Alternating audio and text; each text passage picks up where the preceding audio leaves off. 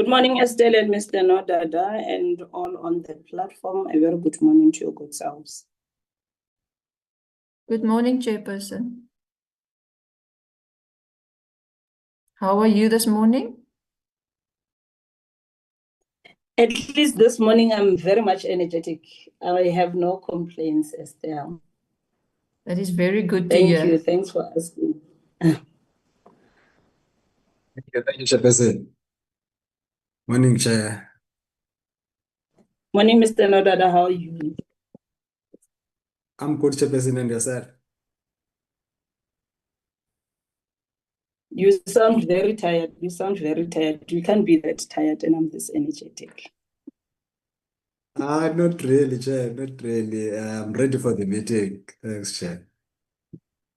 Okay, no problem. Thanks. Let's wait for other members to join in. Honorable Swart, good morning. I see you are already in the platform.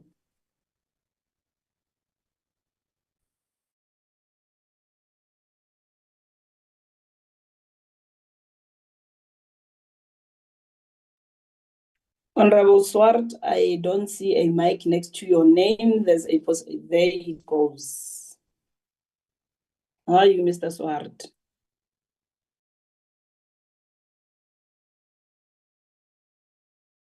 Good morning, all my family members. How are you all today? If you are okay, we are okay, Mr. Swart. Can't complain, thanks. That's good, my sister. That's good. I'm okay. So I hope you also are okay.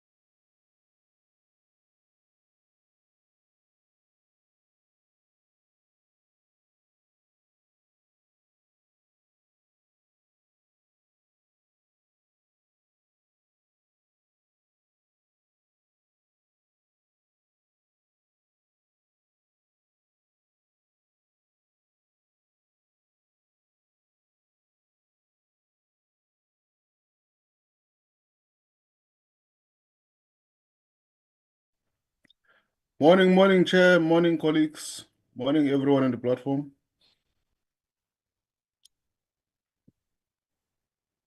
You are finally awake, Mr. Lomo. Good to hear your voice.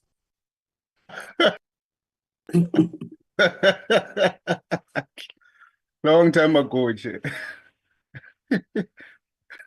No, a very good morning to you, Mr. Lomo, and thanks for checking up on us.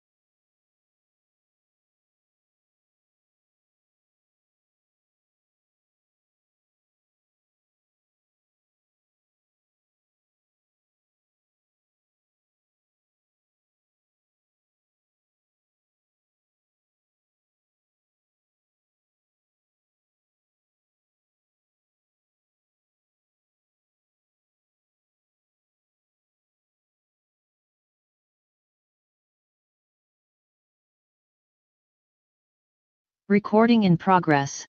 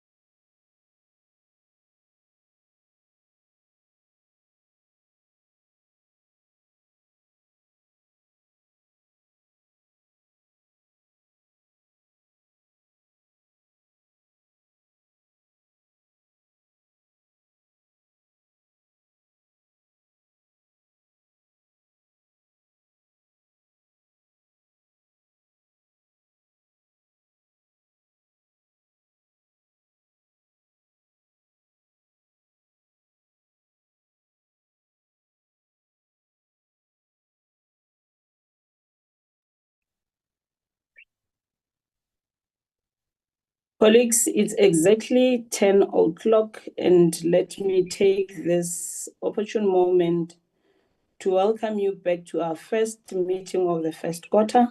And I trust that honorable members and the support staff of the committee, you've used the past 2 weeks to have a well-deserved break, because we'll be facing a series of meetings where we'll be dealing with critical issues and pieces of the legislation, where we'll be dealing with division of revenue bill and its related legislations. I therefore expect that you had time to your good selves and had a rest. Let me take this opportunity to welcome all of you into the meeting, the PBO, the colleagues from communication, the support staff of the Appropriations Committee, and honorable members. Welcome and a very good morning to all of you. Mr. Nodada and Estelle, I'm going to request that you flag the agenda, and Mr. Nodada, you'll immediately take us through the apologies. Thank you.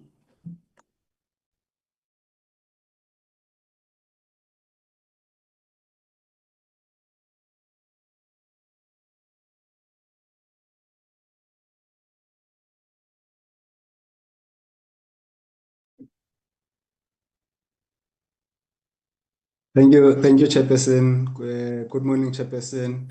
Good morning, honorable members and colleagues. Chairperson, thanks for the guidance, Chair. With respect to apologies, Chairperson, we have an apology from Mr. Khadebe.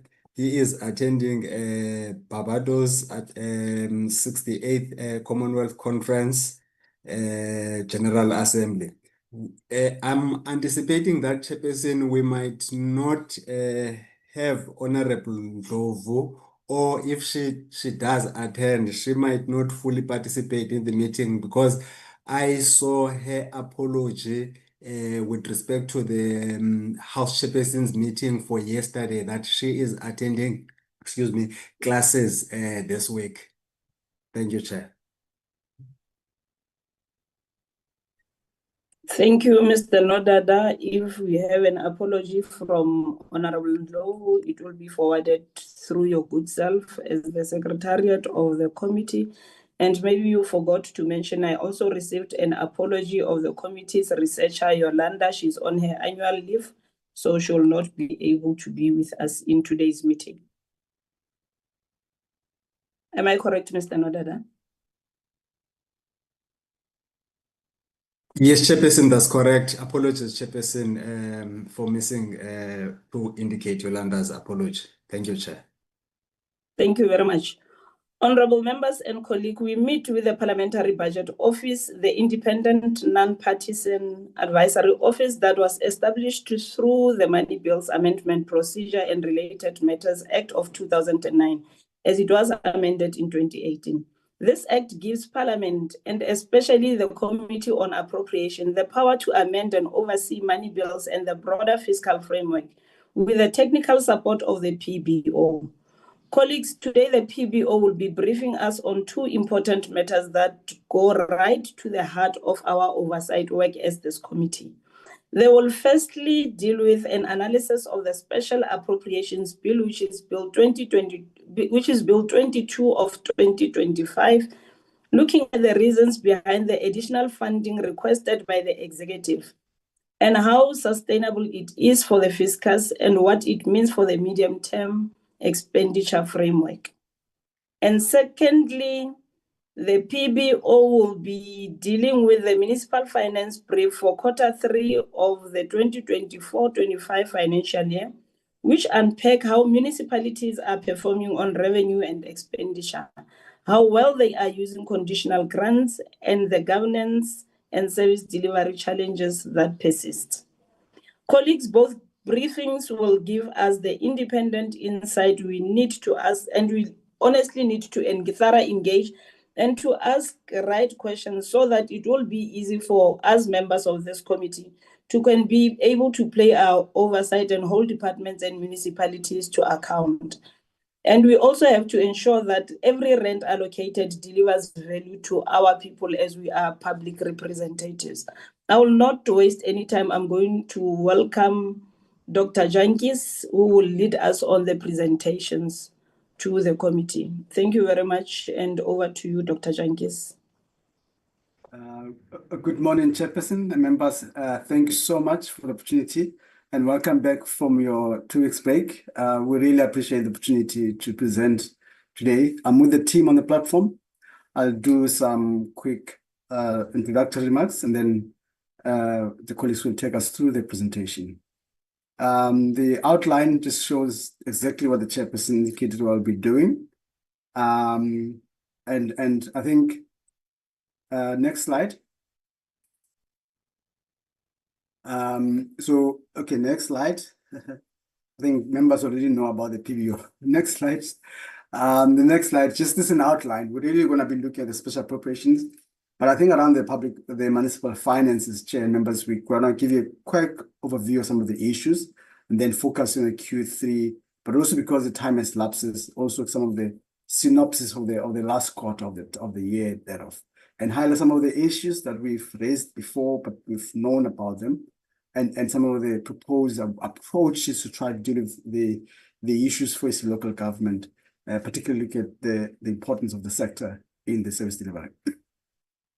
So really, the next slide, the issue for us is really to look at this in a way that these are very related issues to a greater extent, but of course, the special appropriations essentially focus on the necessity to propose to deal with the issues in the health care sector, particularly around the need or necessity for this act, and provide some overview of the issues within the local government sector.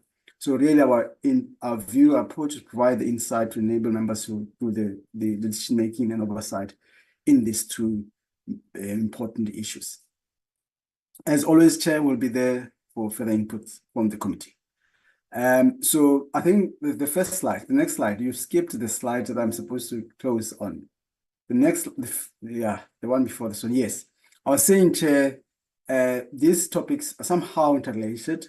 So it's crucial that the committee has set them up this way, as the special appropriations really deals with the urgent and unforeseen issues that have a more bearing for our capacity as a state, and also stabilize the sectors, the spheres of government specifically related to this committee. So that's a very crucial for this area, particularly when you look at the health care functions. A lot is happening at the spheres, but more importantly at the provincial spheres as well.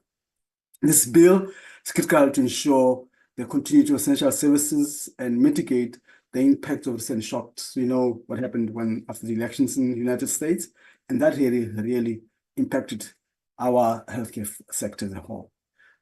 Secondly, on the one hand, the financial health of municipality is a key sector that ensures the delivery of services in our communities. Our analysis will show how many of these municipalities are in distress, which hampers a lot the ability to serve their role. And this really requires as time to see that a lot of implications or a lot of interventions. And in our view, this house is very crucial in really driving the narrative or the oversight within this sphere as well. I'll give to Ms. Ibeko to take us through the special appropriations, and Dr. Mukuli will come with the local government sector. Busi, go ahead, madam. Thanks. Good morning, honorable members. I'll be taking you through the special appropriation bill. Next slide, please. As the PBO had indicated, and I think as members heard earlier in the year, that the USA administration in January had announced its intention to freeze and terminate the US President's Emergency Plan for AIDS Relief, which is a global HIV/AIDS initiative. This fund funds a lot of countries, including South Africa. And just to give you perspective, historically, PEPFAR in South Africa has funded 17 to 18% of the national HIV response. So obviously there were severe disruptions to the country's HIV/AIDS care initiative. There is, of course, already evidence and indications that the termination of funding has resulted in clinic closures, health worker displacement, and halted research. Just to give you also another understanding is to say 15,000 trained healthcare providers, data capturers, and technical staff were placed on furlough at the beginning of the year. In the 2025 budget, it was clear that there needed to be emergency funding allocated to the HIV and AIDS program, and National Treasury had indicated that they were assessing the funding impacts, and that, of course, additional appropriations will be made later in the year, which is why we find ourselves here. In the 2025 health budget vote, the minister indicated that the department was estimating a shortfall of about 1.3 billion for the HIV/AIDS program. You'll see in the next slide that the special appropriation is not 1.3 billion, but this was the initial estimate. But also in terms of developments, in July 2025, the USA Senate announced that they'd actually decided to exempt PEPFAR from cuts through a substitute amendment. So to say where we currently stand in terms of the status quo for PEPFAR is that the funding has been reinstated, but it's also important to note that the funding has been reinstated at a lower amount than initially allocated by the US government.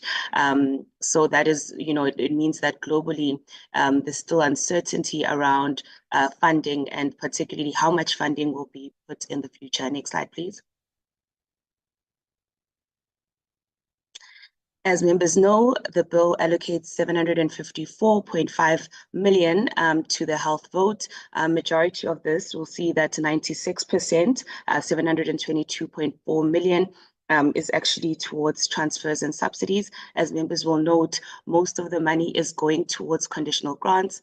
So you'll see there that the bulk of it is going to the communicable and non-communicable disease program.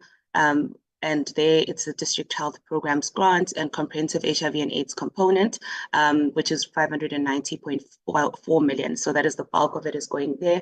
But again, to emphasize to members that majority of this will be allocated through conditional grants. Next slide, please. The ministers indicated that the amounts are really intended to cover the most pressing needs. As I've already highlighted, the initial estimate was 1.3 billion. However, the allocation is lower, which means that further allocations may need to be made. But what is also important for members to note is that there are long-term impacts, even though it was for a short period that the programs weren't funded. There are going to be long-term implications for the funding being abruptly stopped. Research from the AIDS Society conference of this year shows that in the first quarter of 2025, compared to the first quarter of 2024, HIV testing was down by 8.5%. The HIV diagnosis rate was reduced by 31%, and HIV treatment initiation was 30% lower. So members must be aware that, we need to be thinking as well about the long-term implications for funding for HIV and AIDS, given some of these immediate impacts that we saw. The researchers obviously highlight that the declines in testing and diagnosis was because of the loss of healthcare workers. And of course, the costs of these are high. A lot of them are working on community-based testing, and they're providing intensive counseling to those who are vulnerable to HIV infection. The UCT has also done some studies to show what the long-term implications would be if not adequately funded. Next slide, please. So again, here, as I've already highlighted, most of the money is going towards conditional grants, which means that a lot of the money is going to health department entities and provinces. And our concern, or rather what we think members should be asking, is whether the NGOs on the ground, those community-based programs that we're talking about, will get some of these allocations. As members know, when this money gets to provinces, it is at their discretion how they want to spend this money, including entities. So the question is whether this money will filter down to the existing programs that are on the ground. However, there's also overall concern in terms of global healthcare sector funding and donor funding initiatives. So what we should be concerned about is how to robustly fund domestically our HIV/AIDS programs. As I've already highlighted, the US administration's budget request for 2026 actually reduces PEPFAR significantly and generally global health funding donations. So we are operating in a setting where donor funding is reducing, which means that we need to be thinking about how to increase domestic allocations. But importantly, I think from COVID and the AIDS epidemic we are faced in this country, we know how important it is to invest in the healthcare system. So we need to be thinking about how to build a robust domestic public health system. And of course, South Africa already faces significant challenges. And so in terms of addressing healthcare broadly, we must also think about the HIV programs within this as well. I'll now hand over to my colleague.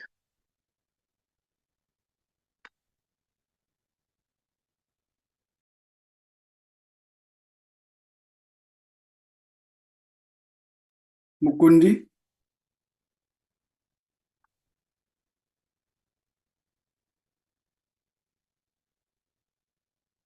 Sorry, Chair. Just want to make sure that Mukundi, are you there?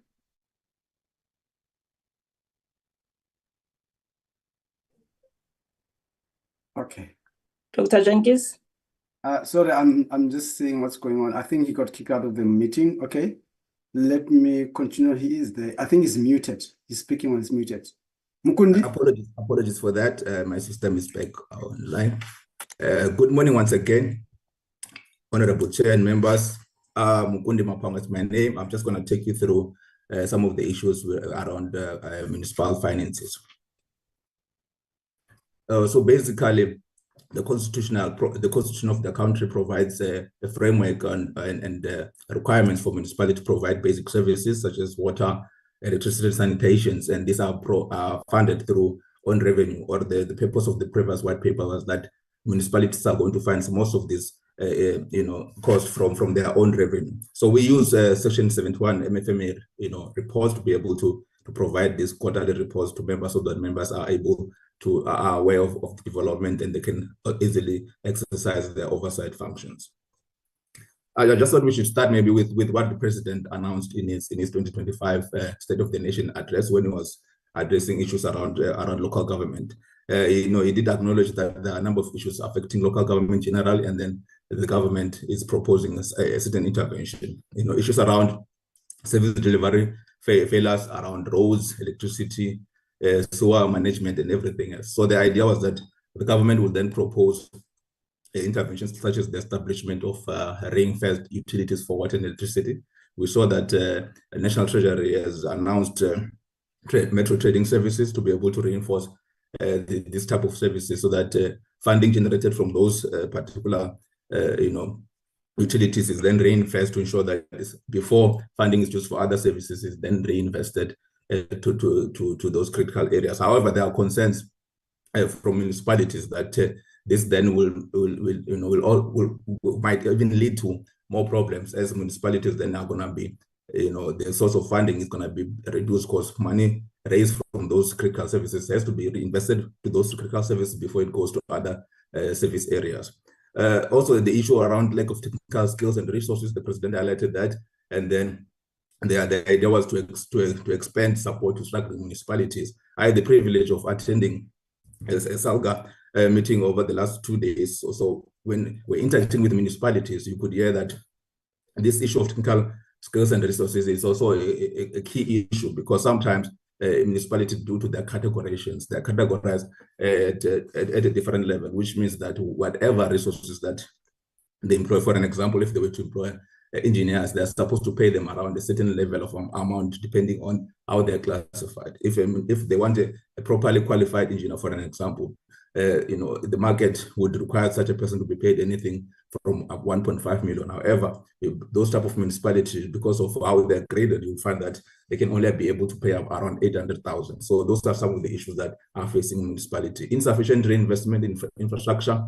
Like I said, the National Treasury is also reviewing the fiscal framework that funds municipalities. So those processes are ongoing. So it's imperative for members of parliament to be able to keep an eye on that, to ensure that whatever outcomes come from that is aligned to the objectives of government. With local government structures, the white paper on local government is currently under review through COCTA, and then I'm going to give more details on that as we go. So these are some of the issues that the president highlighted, as well as that in the implementation of the district development model is one of the interventions that government wants to use to improve governance approaches. However, from the interactions that I had with municipal councillors as well as municipal managers, the issue is that with regard to the district development model, they have the view that there was only one regulation that was published. So then they feel that there's a need to improve more information on that, how the district development model is going to be outlined, because they have the view that then the DDM gives more controlling power to the municipalities instead of national or provincial government. So these are some of the interventions that the president proposed. So it's critical that members of parliament are aware. With regards to the municipal financial performance, which I'm just going to go through the performance of South Africa and general municipalities over the Q3. Yes, indeed, the Q4 report has been released by National Treasury, but because of time limitation, I couldn't get enough time to be able to update all the figures. But generally, what the picture was at the end of Q3, we saw that 71% of revenue had been collected, and then 77% of that was operating revenue, which remains a main drive of collection. Capital revenue was a bit low at 32.6%. We see that Gauteng, KwaZulu-Natal, and Western Cape continue to lead. They collect more revenue because they've got stronger economies. It is because they've got metropolitan municipalities within them. We know that in Gauteng, we've got 3 metropolitan, as well as in KZN, there's 1, as well as the Western Cape. So those municipalities are able to collect more revenue from issues like property rates as compared to rural municipalities. Northwest at the time was lagging at 33% due to data anomaly and weak capital revenue performance. Metropolitan municipalities, like I indicated, generally achieved a higher collection rate. They outperformed the national average due to they've got a more diversified revenue base, and they've got better administrative capacity. There are also 19 secondary cities or municipalities that National Treasury is supporting them so that they can also increase or become better to levels that we see in municipality. They too do much better than local municipalities. So the operation revenue, I just wanted to highlight where the key revenue issues, key revenue sources are, mostly property rates, as well as service charges for those services that I mentioned, water, sanitation, so and all those. Those are the ones. Those are the key drivers of revenue for municipalities. And then we saw that at the end of Q3, they had collected about 451 billion. That is 77% of the adjusted budget by that time. So, but however, there are areas of underperformance, and areas of underperformance include electricity sales, water sales due to water losses and electricity losses, and solid waste. So that's where the challenges are. With regard to capital revenue, the adjusted annual capital revenue budget for the 2024-2025 municipal financial year was 80.3 billion, mostly comprising of government transfers, 62% of that, as well as internal generated funds. These are funds that the municipalities themselves, from their own operations, are able to invest back into capital infrastructure projects. But you will see that this is mostly metropolitan municipalities that are able to do that. More rural local municipalities they don't have that type of capacity. So government transfers dominate municipal capital funding. It means if there were no transfers from the equitable share as well as from conditional grants, for example, most municipalities would be unable to provide any infrastructure whatsoever. So then this is key risk cause. It indicates that limited local fiscal autonomy and then heavy reliance on national funding. So these are the issues that need to be considered when the new white paper is finalized. How are the municipality going to fund themselves if they're expected to raise their own revenue, but they don't have that capacity to be able to raise the revenue required? With regard to expenditure, at the end of Q3, we saw that municipalities had a combined adjusted budget of 665 billion, and then 82% of that was operating expenditure, and then 11% was capital expenditure. And then at the end of Q3, 65% of that had been recorded, which is slightly below what 66.3% in the previous financial year. Gauteng had the highest expenditure rates, supported by capital outlays. Northwest recorded the lowest at the time. Metros again come up, and then they spend about 70% of their allocation, which is higher than the national average. The top 9 municipalities also, they are following suit at around 65%, marginal improvement from 63% recorded in 2023-2024. And then we do highlight some secondary cities that are, were able to spend more. So general operational expenditures for municipalities at the time at end of Q3 was about 405 billion that was spent against the budget of 131, showing that there was a slow spending of about 25.4 billion. At the end of the presentation, I'm going to give you the preliminary figures at the end of the financial year to show that indeed capital, operational expenditure as well did not perform. It did not perform as bad as this. Employee cost remains the largest cost driver, followed by councillors' remuneration, as well as buying bulk services such as electricity. So contracted services, which mostly municipalities use for what we call service providers, it also comes at around 44.2 billion. Shows that there's some services that municipalities themselves, even though they've got employees, they're unable to perform them, so they need to go to the market to get that assistant.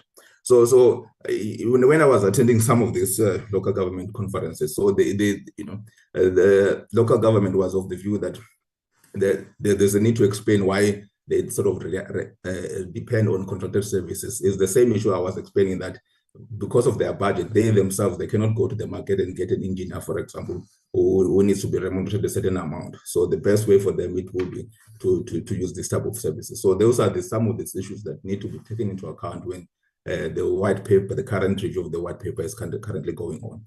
With regards to debt empowerment, 24.7 billion, it was impaired. It means that this money is owed, and then the possibility of recovering it is slightly lower. So that this is a cause of concern. It means that municipalities are providing services to a certain extent, but they're not being paid, or they're not recovering the money that they spend to provide those type of services. The overall 5.9% slow spending points to the issues around procurement, delayed implementation, and even uneven capacity for different types of municipalities, which forces them to spend as much as they should have been.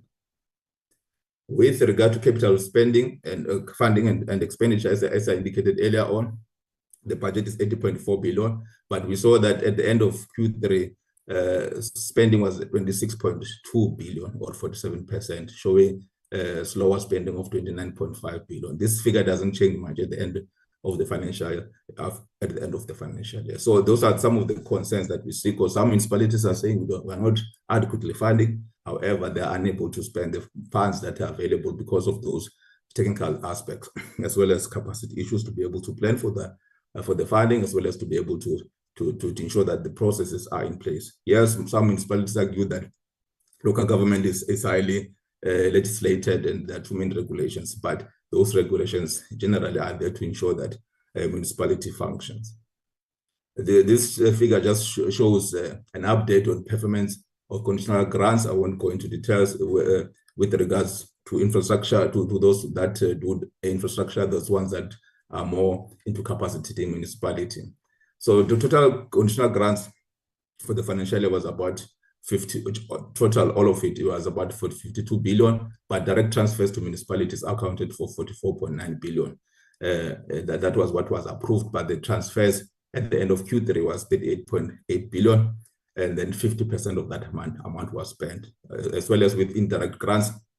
Those ones are implemented at national department. So at that time of Q3, although it shows that no expenditure reported, it's because these ones are implemented by national departments. So there are delays sometimes in filtering through the information. So I will provide that update as soon as we get the final reports. With regard to infrastructure grants, 42.6 billion was approved, 36.58 was transferred, and then only 18.53 billion was spent.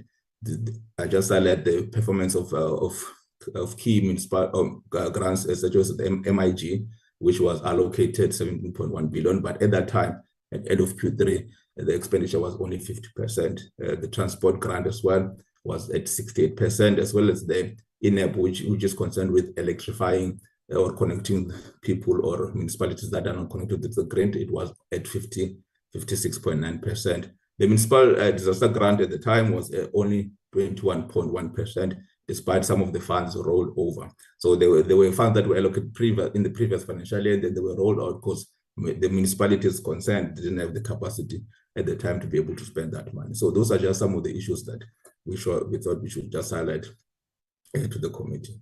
Let me just continue and then go to the end of year figures.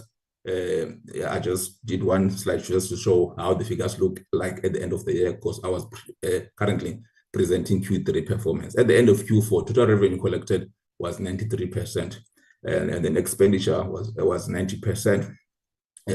Operating expenditure as well, we came in at 93.1%. Capital expenditure at the end of the financial year was only 65%. So you can see that underspending is about 34-35%, which is a lot of money.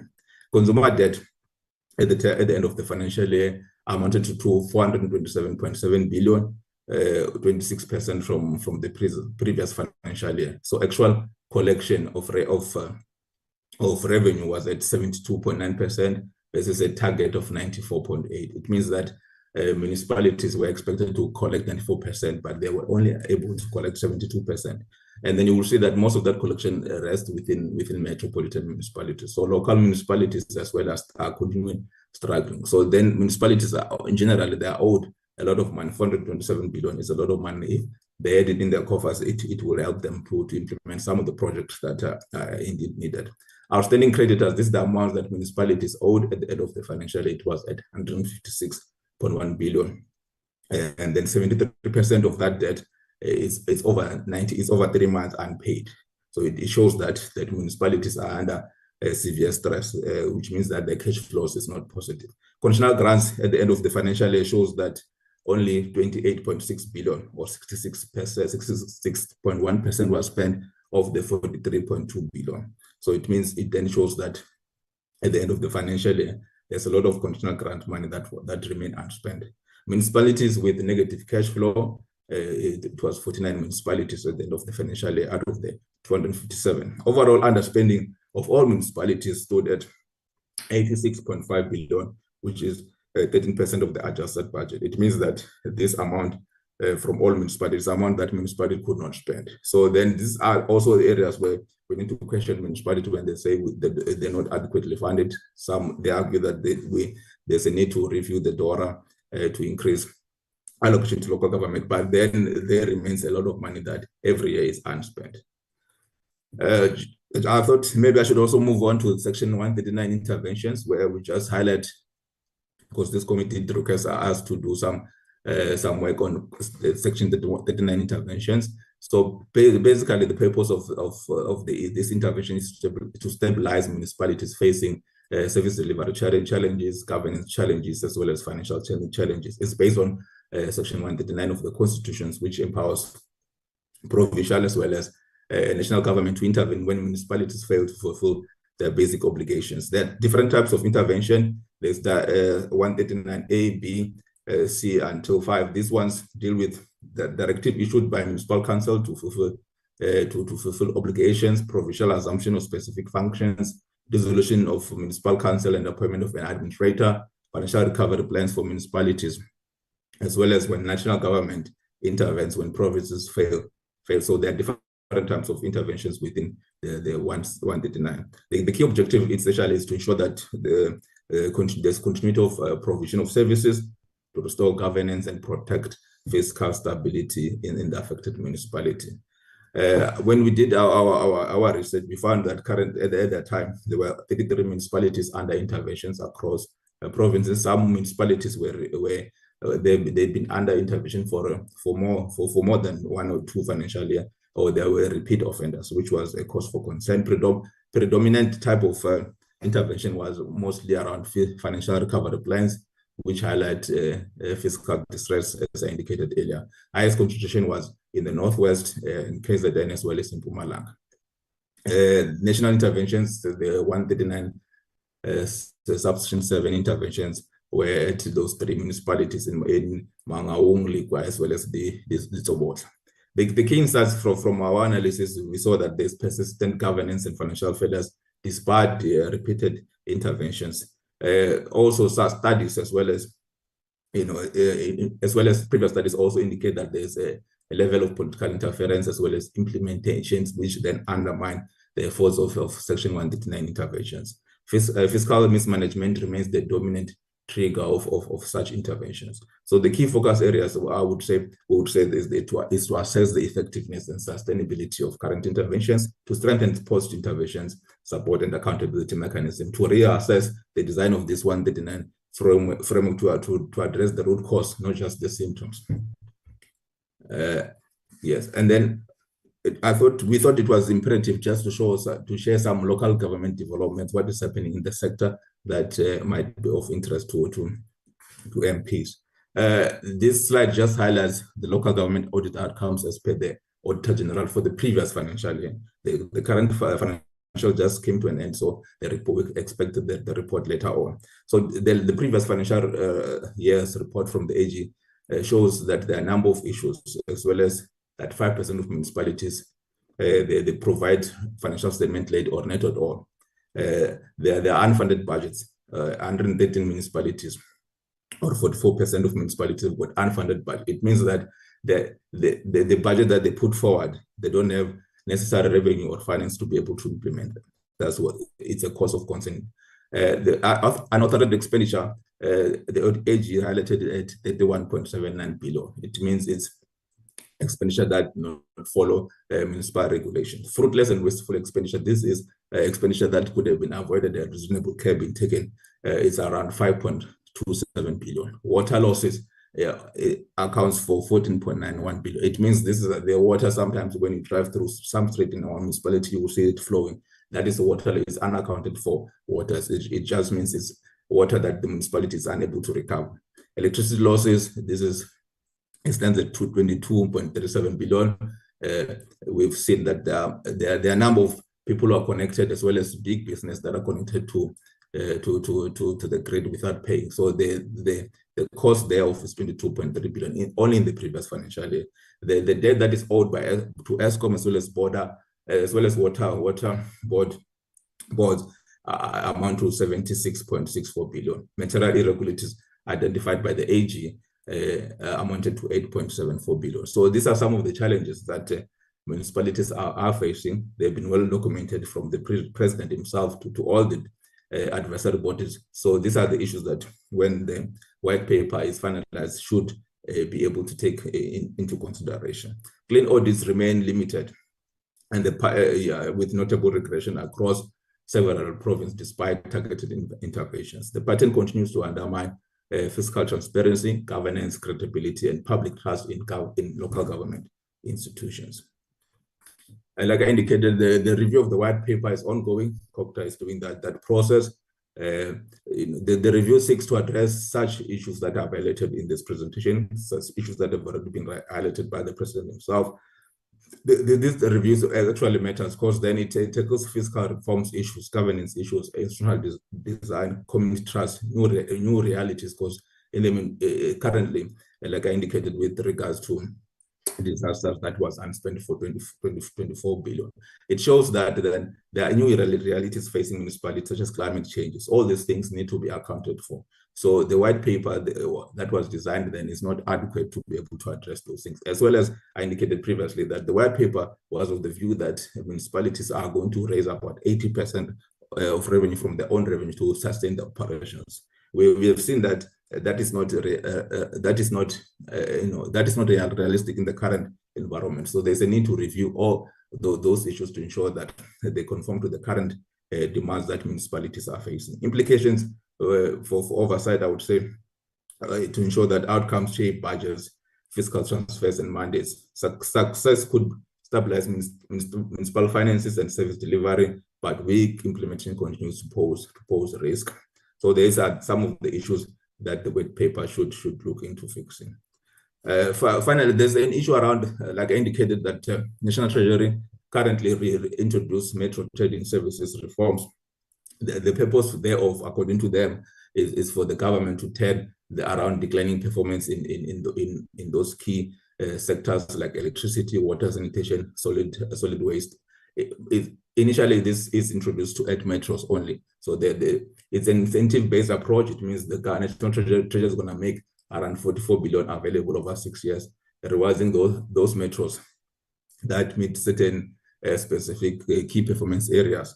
So they are focusing on metros because they serve 24 million residents and they employ around 60,000 workers and generate about 150 billion annually to the economy. The reason is because of years of underinvestment in reinvesting the resources from funding that they get or from revenue that they raise from these key sectors back into that type of business. However, like I indicated, there are also cause of concern from local government that these reforms again are going to benefit only the metropolitan. It means those municipalities, local government municipalities, and some district municipalities, they're going to continue facing the same problems. So they're unable, or they won't be a party to be able to have access to this 54 billion. And as everyone who lives in South Africa would see, it's mostly the rural municipalities that need more support with regard to ensure that they provide basic services, so that they provide access to water, sanitation, and these types of services. The fiscal and policy implementations of this metro well, according to National Treasury, this is aligned to operational volume. There is phase 2 of them. Like I indicated, the president did say these are some of the issues that interventions that government is going to introduce. So the Minister of Finance also emphasized that the reforms are aimed to unlock investment, to address years of underinvestment and strengthen network industries for critical growth, to reduce municipal dependence on national grants. But again, this is mostly, from our point of view, it's mostly focused on metropolitan municipalities. What about the rural municipality? So there's also a need to be able to look into this process, because on the other hand, COGTA is reviewing the white paper generally. On the other hand, National Treasury is introducing other reforms, and it's also reviewing the fiscal framework for local government. So there's a need for all these processes to interlock so that they are sort of connected and they drive the same message and they come to the same outcome. Otherwise, it's only going to cause problems going forward. Oversight priorities as I come to a close. Well, there's persistent weakness in service delivery, in service charges, as well as low collection rates, like I indicated, 72% versus the 95% budget, signaling billing issues, non-payment, as well as weak cost recovery. Over-reliance on grants and transfers, so then it limits the local government's autonomy. Capital underspending is low, and unspent transfers threaten infrastructure delivery and service sustainability. There are provinces that continue to show revenue underperformance, lower expenditure, and lower grant spending. Those are cause for concern. There's a need to intensify oversight and to ensure that those responsible provincial departments, because provincial departments have got a huge role to play within the municipal sphere. They undertake their oversight issues and ensure that they support municipalities to be able to do better. Strengthen revenue management, tariff reforms to ensure that the tariff that is charged it enables municipality to recover their costs. Supply chain management issues and efficiency, linked to performance outcomes and accountability measures under the new paper. Another issue of concern is that there's also need to ensure that consequence management also is aligned or is also implemented adequately to ensure that there's some sort of accountability within the local government spheres. I'm going to now hand over to the director to do the conclusion. Thank you. Thank you, colleagues. Chairperson and members, as we conclude, we do emphasize, next slide, we do emphasize that we have shown, represented an urgent need for a special appropriation to address critical funding gaps that the government has within the HIV/AIDS program.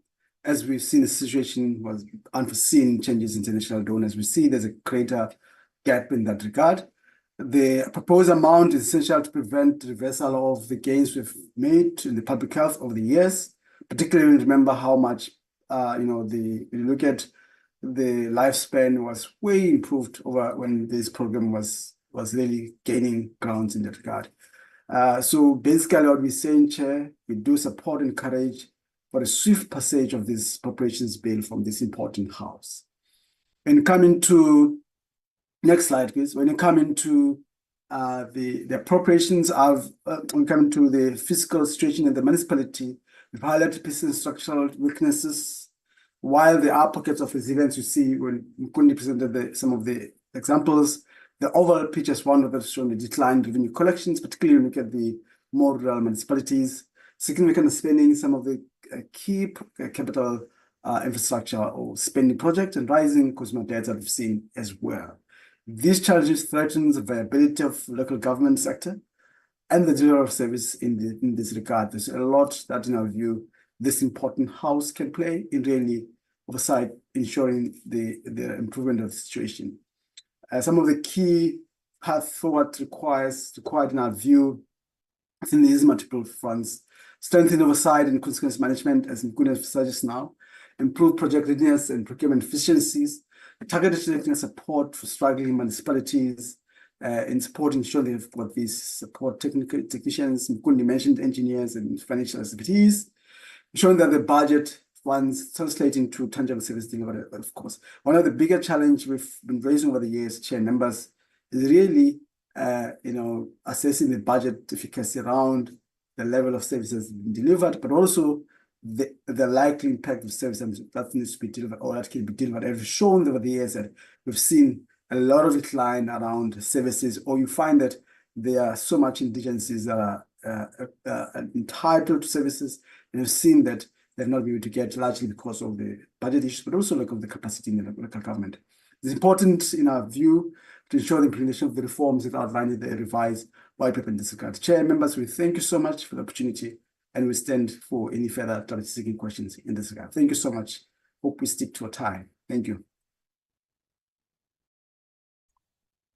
Thank you very much, Professor and the team. Colleagues, we had two insightful presentations.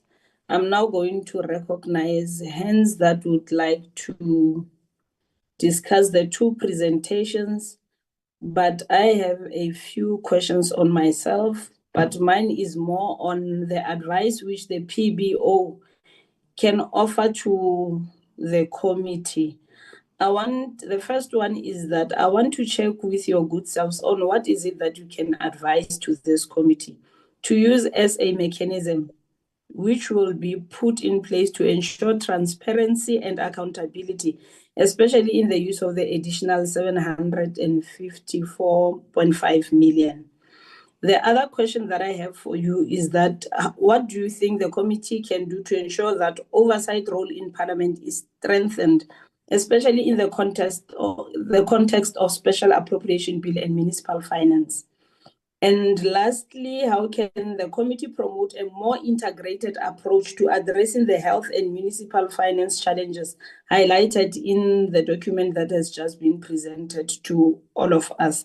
And going out of the advices, what do you see as the potential long-term implementations in the trend and challenges identified in the municipal finance brief of the fiscal sustainability of municipalities? I think most of my questions are directed more to Dr. Mapangwa.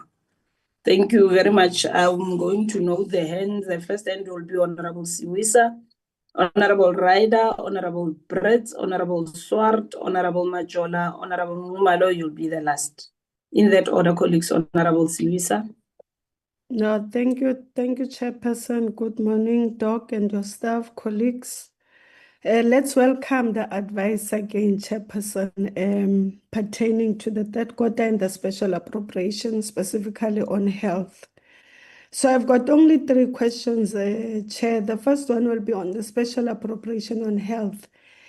And it has been mentioned that healthcare workers, the numbers have gone down. And it's of a great concern, Chairperson, because even if we can put more money into via the special appropriation, my greatest concern would be we don't have enough manpower to actually execute the work that needs to be executed, even though there will be funds. How money is distributed also has been highlighted that it depends on the provinces. What role can this committee play to assist provinces in ensuring that priority is given to these NPOs that actually do the work and have positive impact on the society? And how can provinces be held accountable, and also to ensure that there's transparency when it comes to distribution of these funds? Coming to the third quarter report on municipalities, Chair, and I think all of us, we've realized this, that the district municipalities, they are the hardest hit when there is a cut in budget or there is a funding withdrawal, which means that there's going to be a slow pace in service delivery in these municipalities. You can look at your JTG in the Northern Cape, your Zululand in KZN, just to mention a few, even including Umkanyakude in KwaZulu-Natal. You look at your Namakwa in the Northern Cape as to what's happening because of the funding that is being withdrawn or not enough funding being given to them.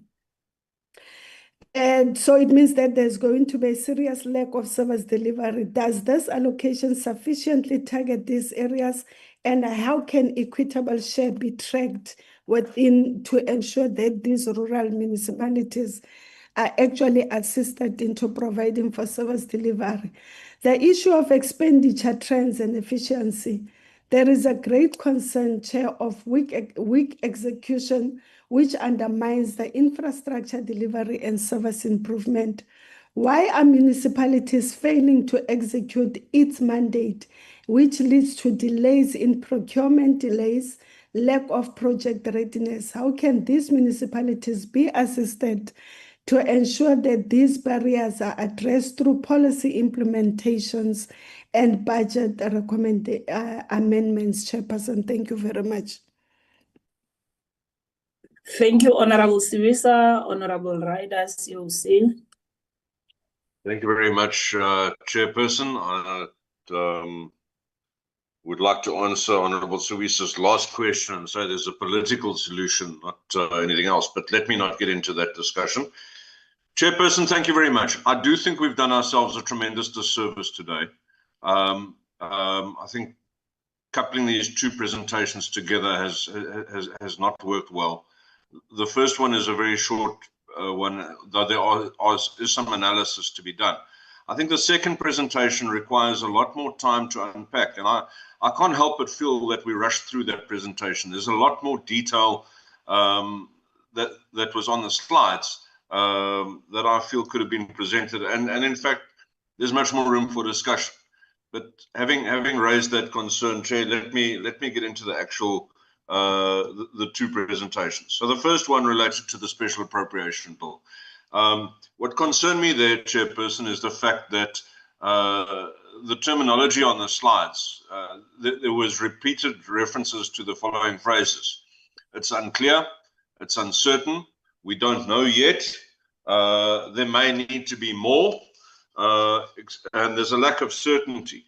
So, and I mean, that related to NGO funding, but also to quantifying amounts, etc., etc.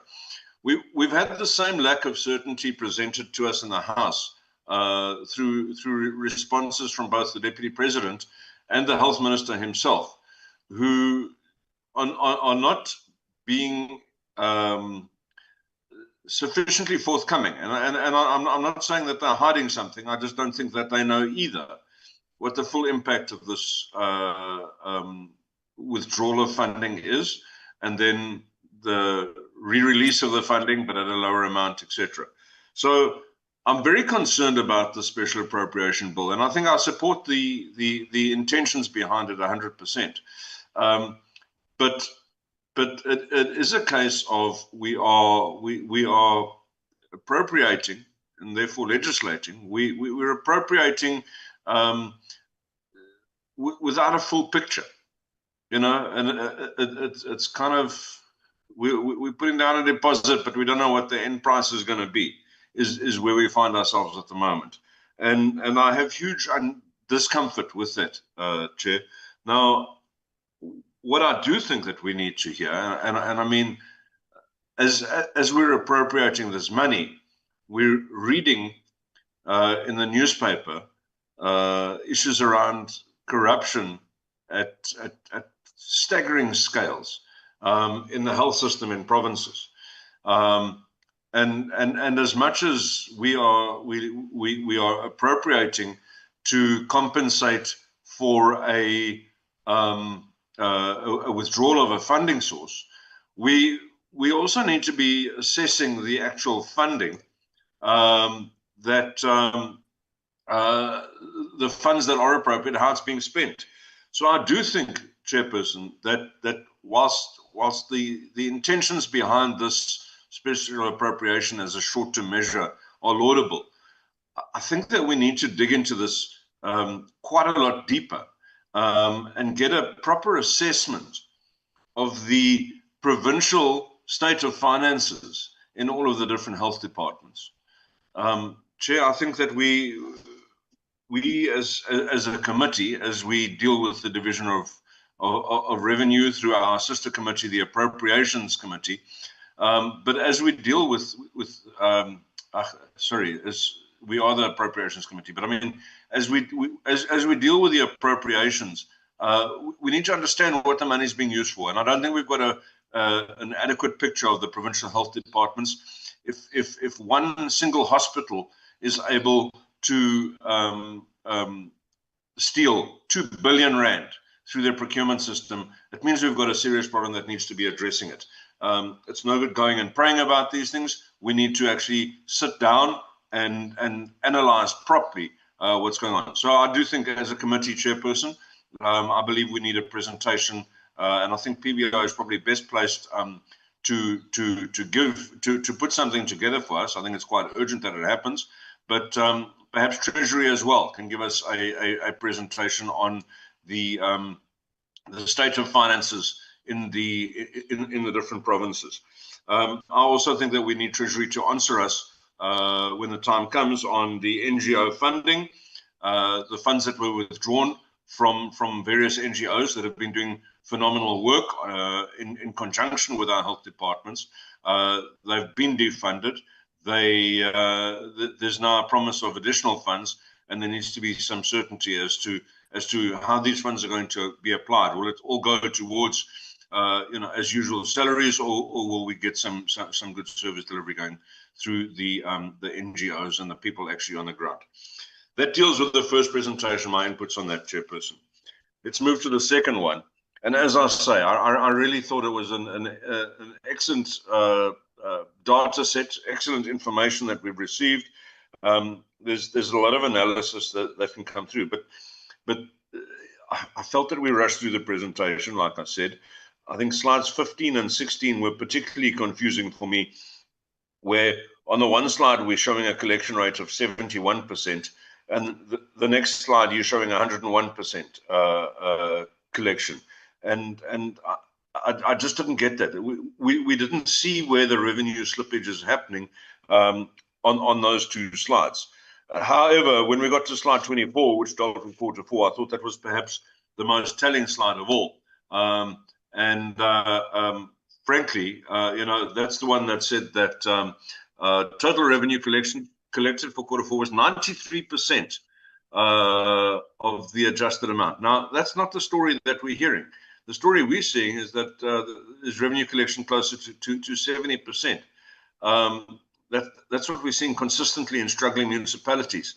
Or is it a case of certain municipalities are able to collect at 100%, and then smaller municipalities are collecting at 70%? And I think that disparity is going to be very interesting for us to see. Do we find that metros are better able to collect their debts, and what are the reasons for that? And I mean, there can be two reasons. One, and it was the theory put forward by the presenter, is that metros seem to have people that are more willing to pay, or is it more a fact of metros have the ability to put meters in where there are supposed to be meters, to read the meters regularly and to send out the correct bills? That's my suspicion. There was a comment that metros collect more revenue, but if you're looking at a percentage, metros are also collecting higher percentages of their of the amounts billed, but that's because they're billing them as far as I can see. So what are we doing to fix that? And I mean, there are certain areas where district municipalities work, and my hair curls when I hear Honourable Suisa talking about district municipalities which need more funding. In a Gauteng environment, district municipalities are effectively defunct. They have no function. I do understand and I accept that in some of the more rural provinces, there's a need for district municipalities, but are they the ones that are doing doing things cleverly, like centralizing the process of billing? We all know that the cost of the software and keeping your software up to date, etc., is high, and that would be an ideal thing for a metro for a district to do on behalf of the locals. But the locals must still retain the ability to actually receive the funds, etc., etc. But centralizing some of the accounting processes would be ideal if we did it like that. But then you look at some of the other facts that were put forward on slide 24, Chair. The fact that we have so many municipalities that have got unfunded budgets. That was highlighted in the Section 139 presentation. The fact that it's illegal. I think it was almost half, or around half of our municipalities are producing unfunded budgets. That's not allowed in terms of Treasury's regulations. Why are we allowing them to get away with that? Yeah, Chairperson, tariff reform was something that was mentioned, and the reality is that between Eskom and NERSA, what we've seen for municipalities is consistent margin squeeze, where Eskom is being allowed to increase its tariffs to municipalities, so the bulk tariffs, at a level that's higher than the amount that the municipalities are allowed to pass on. What that means is it's causing margin squeeze on municipalities, and that has a direct impact on the maintenance component and also the expansion of the infrastructural networks.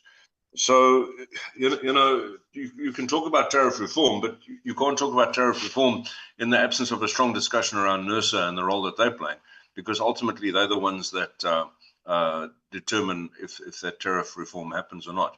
And I think that we do need to get NERSA in to talk to us as a committee and explain how they get to these numbers, how they make 54 billion rand errors in their calculations as well would be a good discussion. But frankly, Chairperson, I think that NERSA needs to come and give account and talk to us about the funding model for municipalities. And then we can also have a look and see different methods. We've seen certain municipalities outsourcing their electricity reticulation networks, etc. Starting public-private partnerships. We've seen it work in some areas, we've seen it not work in others. An assessment of that would also be extremely useful in terms of working out how things go forward. Chairperson, this is a massive presentation. I could talk for all day. Honestly, I think this is like a 2-day workshop where we could have a backwards and forwards discussion on it. But I'm going to park my inputs at that stage. Thank you very much, Chair. Thank you very much, Honorable Ryder. Your comments or the issues you raised or your concerns are noted. Colleagues, I'm allowing you to exhaust all that you have because I see we still have a lot of time. I would not want to limit your discussions on both the presentations. Honorable Brits. Thank you, and good morning to yourselves, Honorable Chairperson, and all the colleagues. Oh, I'm trying to get my video on here. There you go. I don't know if you can see me. Okay. Can you We see only me? see the Parliament's building, but there's no problem even if you don't switch your video on. Honorable Ngumalo, kindly close your mic. If that is then okay. And Khadija. I see I've disappeared, but I promise you I'm still here. You're not in the room. I'm not. Thank you very much.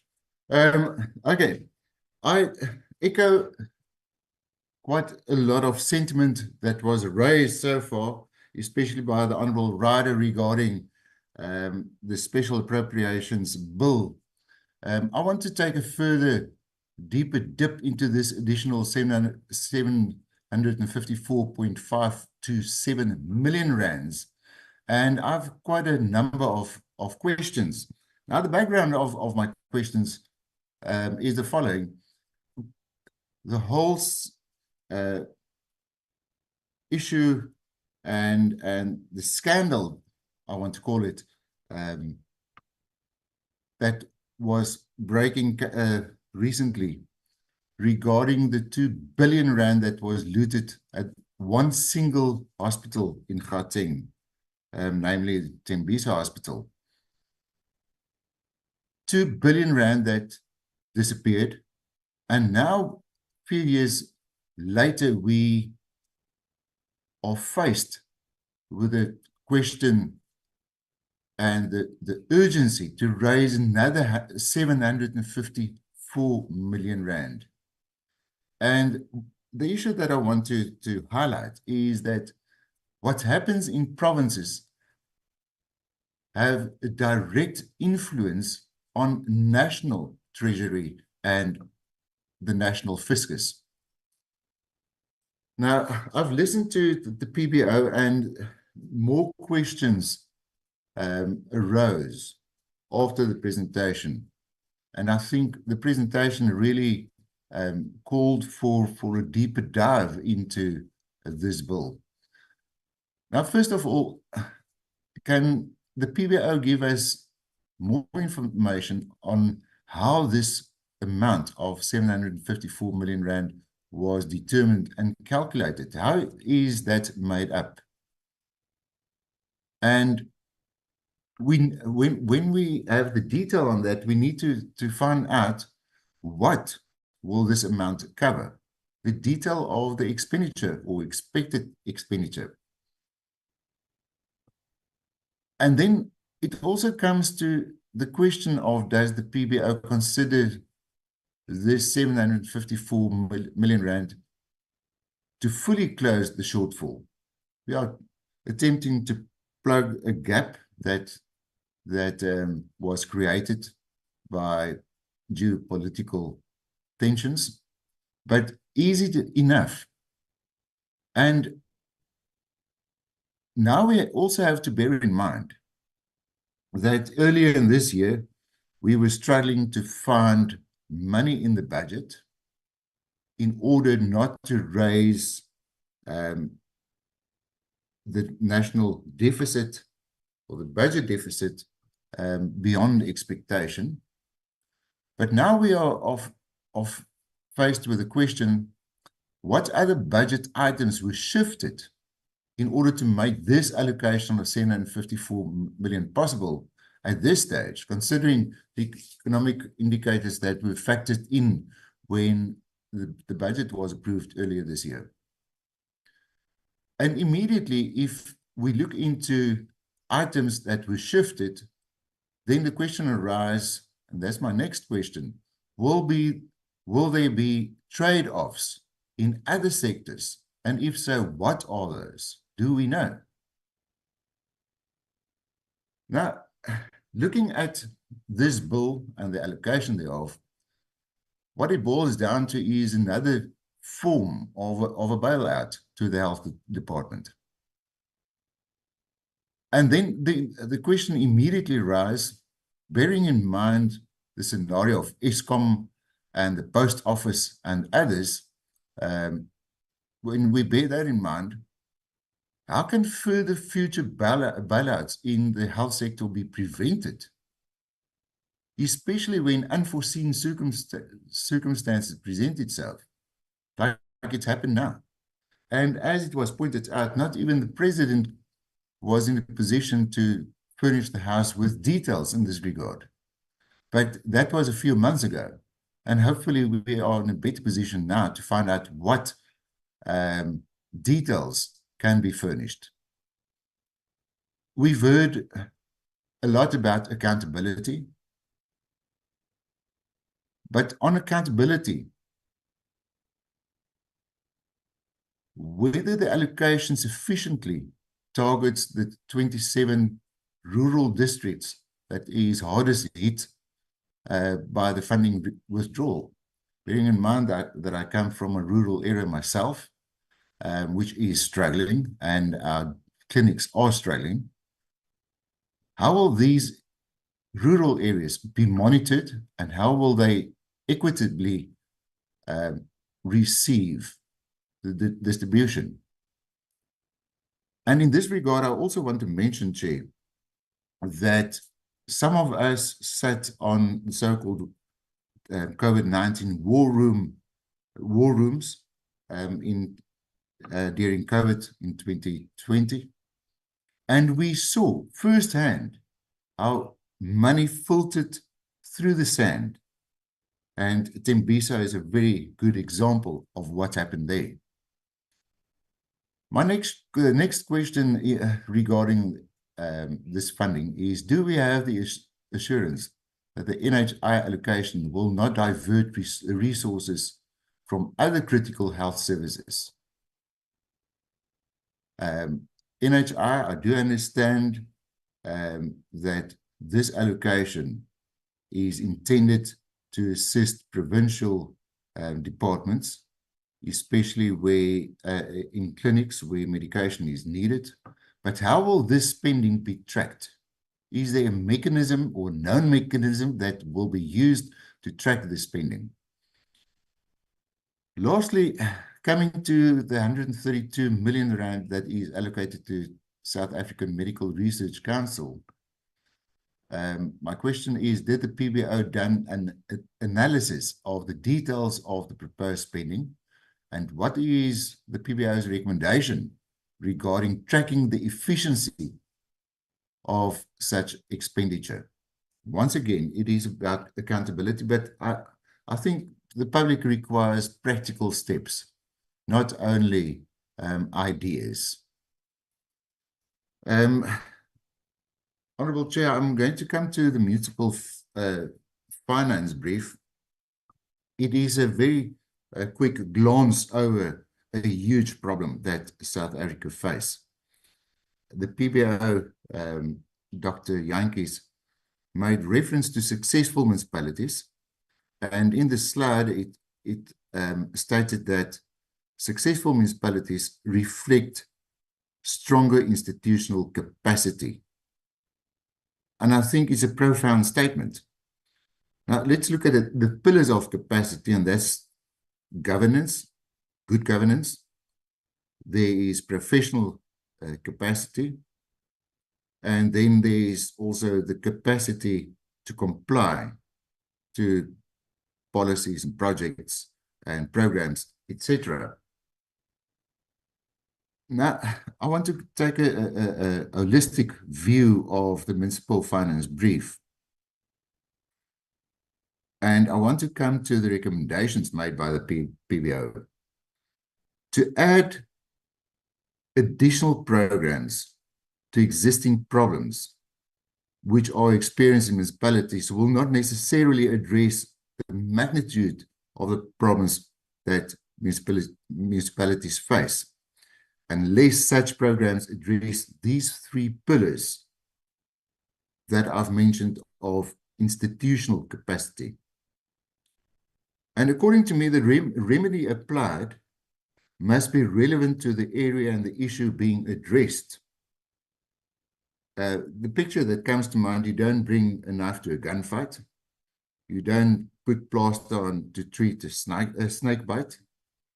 Or you don't stick your finger in a hole where the dam is leaking. In this regard, I've picked up the DDM was again mentioned. Now, how will the ill-defined and ill-detailed DDM address the issues that was sketched faced by municipalities?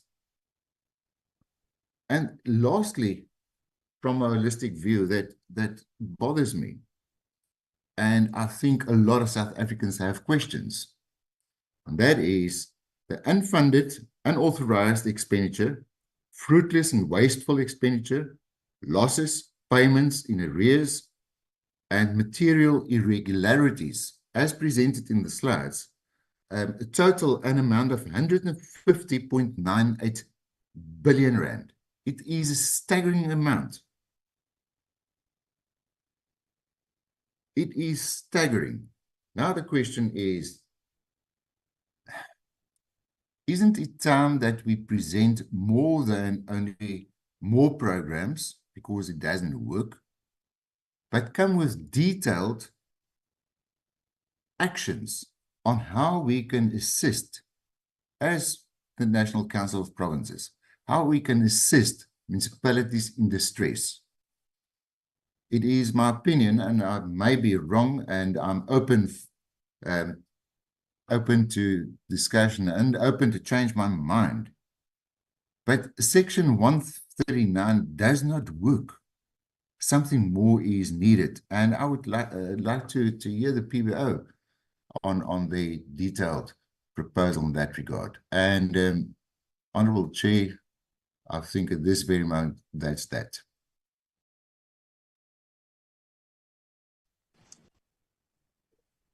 Thank you very much, Honorable Brits. The last point that you've just made remind me that there was a point where the committee requested that the PBO gives us their view on all the interventions, Section 139 and Section 154 of these interventions to municipalities.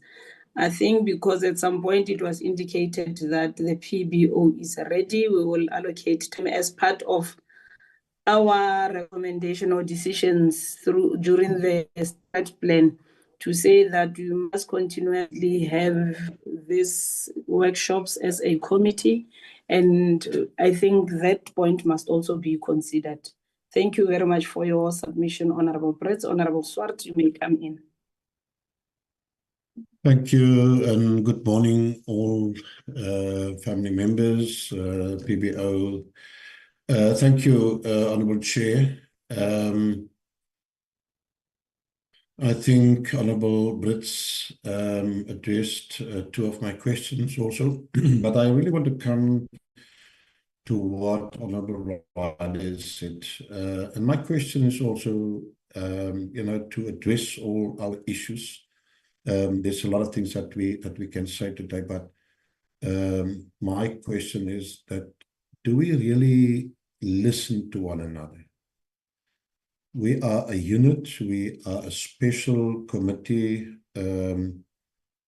need to see and need to focus on solutions. But yeah, I've got two questions on the special appropriation bill. Two questions has been addressed. My one is we need to focus on sustainability and not crisis reactions. The question is, has National Treasury developed or look into a formal donor exit strategy to prevent repeated emergency appropriations when external partners withdraw, as seen with the crisis that we sitting at this moment with PEPFAR. The second one is, will any of the, I think Honourable Rade has also touched on this one, I just need to have clarity on this and see, what is happening on the ground and what the NGOs did over the years in our country on the ground level, in our municipality and constituencies. The question is, will any of the 754 million be channeled to community-based NGOs that lost the PEPFAR support, given that these organizations provide the most direct HIV counseling and testing in especially our rural districts. And then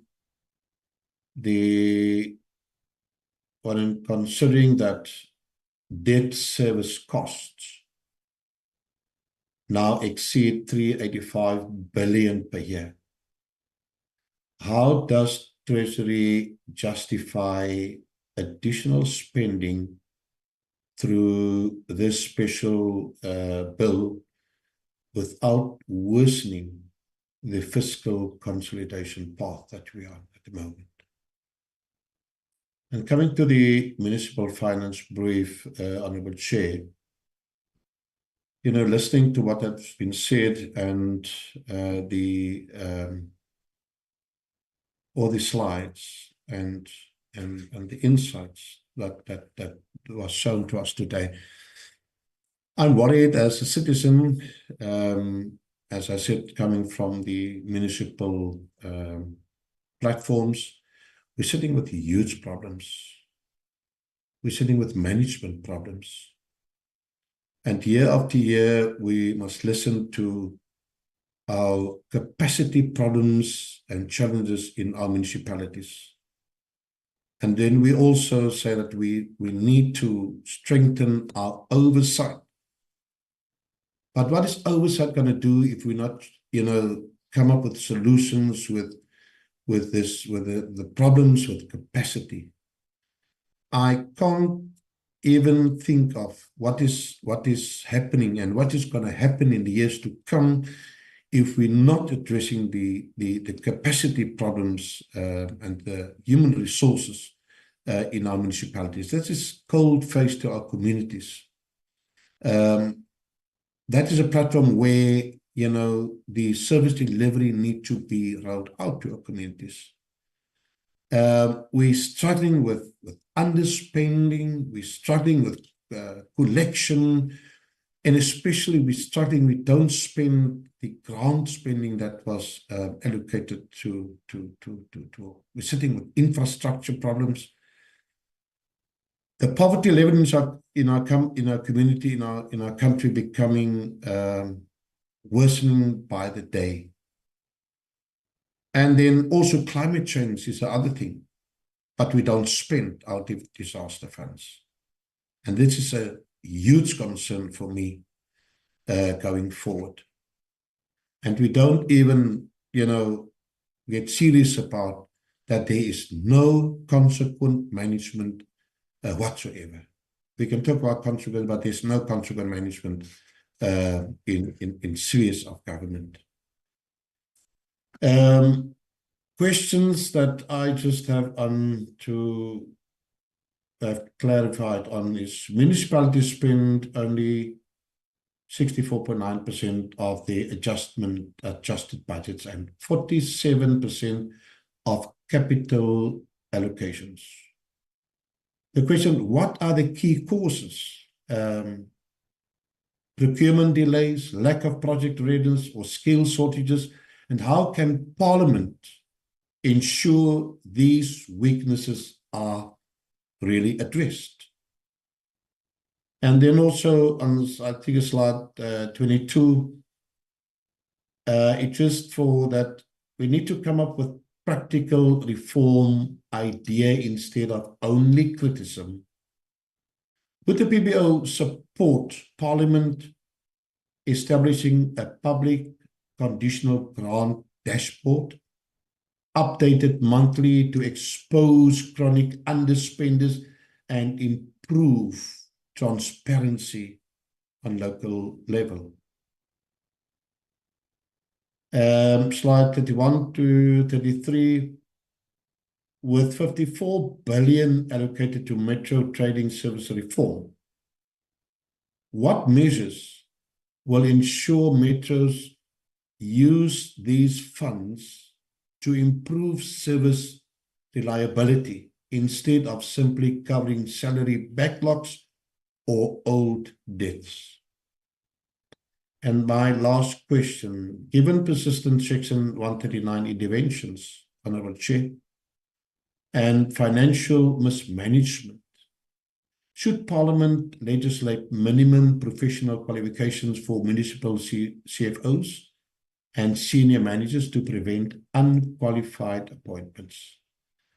But I'm really, Chair, I think these committees, the Finance and especially the Appropriation Committee, my question, do we really, I'm still referring me as a new boy in this platform.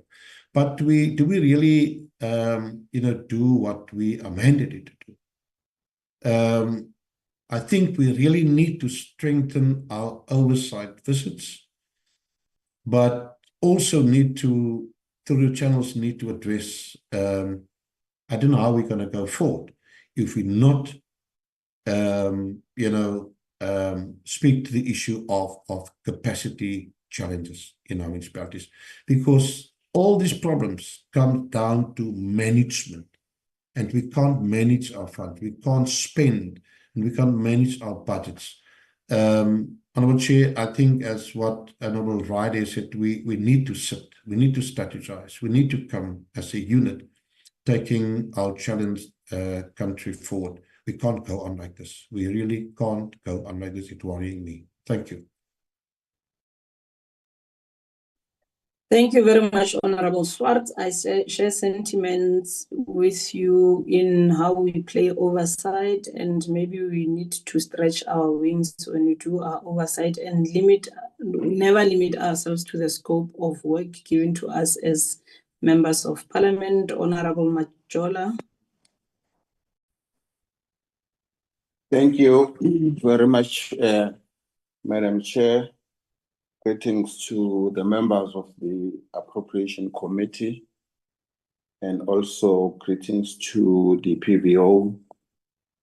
And I also want to share the sentiment of the quality of the presentation, which it's in twofold. It is a presentation indeed, but with regards to the first section of it also a lesson, Madam Chair. It is a hard lesson.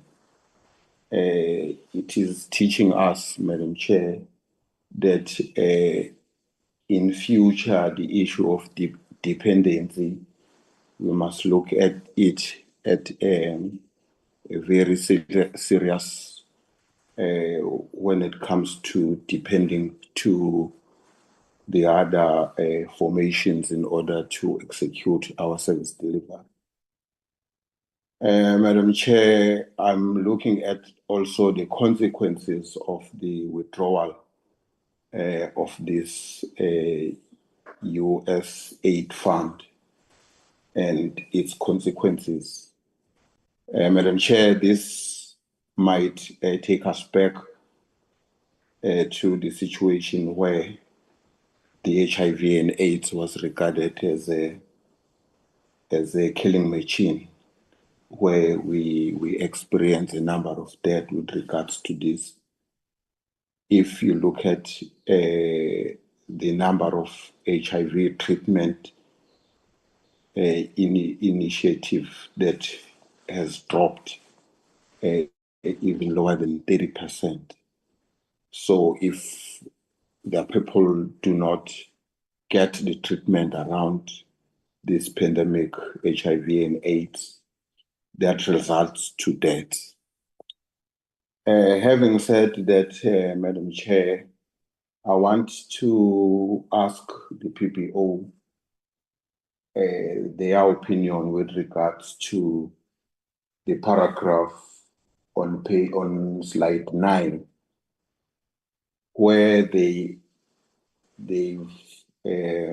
argued that the decline on testing is due to the loss of healthcare workers. What is their opinion, and then how does that sentence assist us in terms of performing this special appropriation in their point of view? The other question is with regards to the approach, Madam Chair. You highlighted the issue of medium-term process that is forthcoming. We are given today a special appropriation on health arising from the withdrawal of these funds.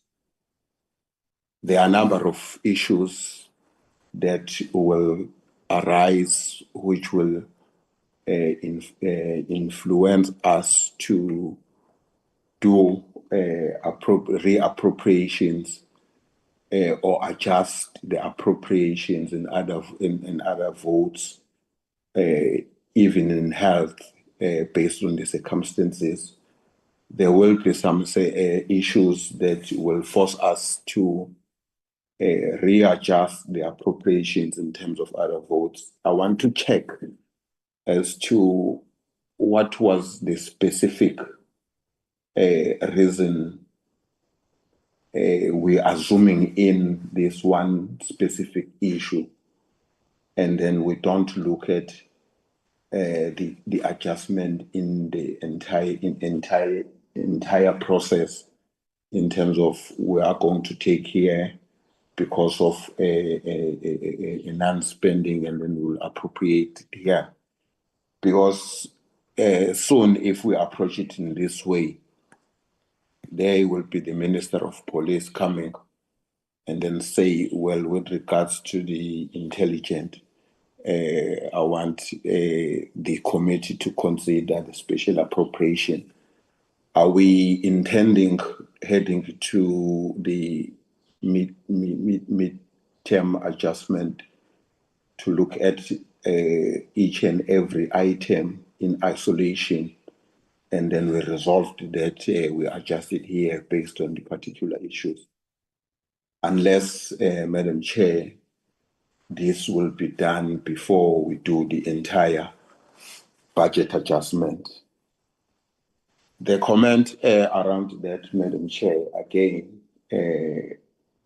the presentation, it doesn't equip us to arrive at the conclusion, because without a plan, we've been informed that yes, as much as at the particular conference, they were resolved to reinstate this funding, but we were also informed that it will be at a lower rate. We don't know how much it's been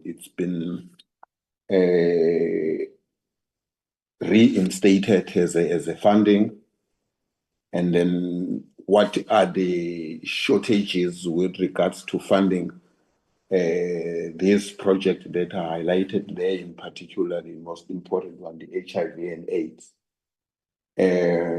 Therefore, Madam Chair, I think we missed the important part on the presentation, in particular from the Health Department, to give us the details. There are shortfalls in terms of budget, in terms of the projected required appropriation, because at this stage, if it doesn't speak to the performance, which will influence the future adjustment, then it is difficult for us to arrive at a conclusion whether we support it, whether we might recommend the thorough oversight in terms of spending on that particular department.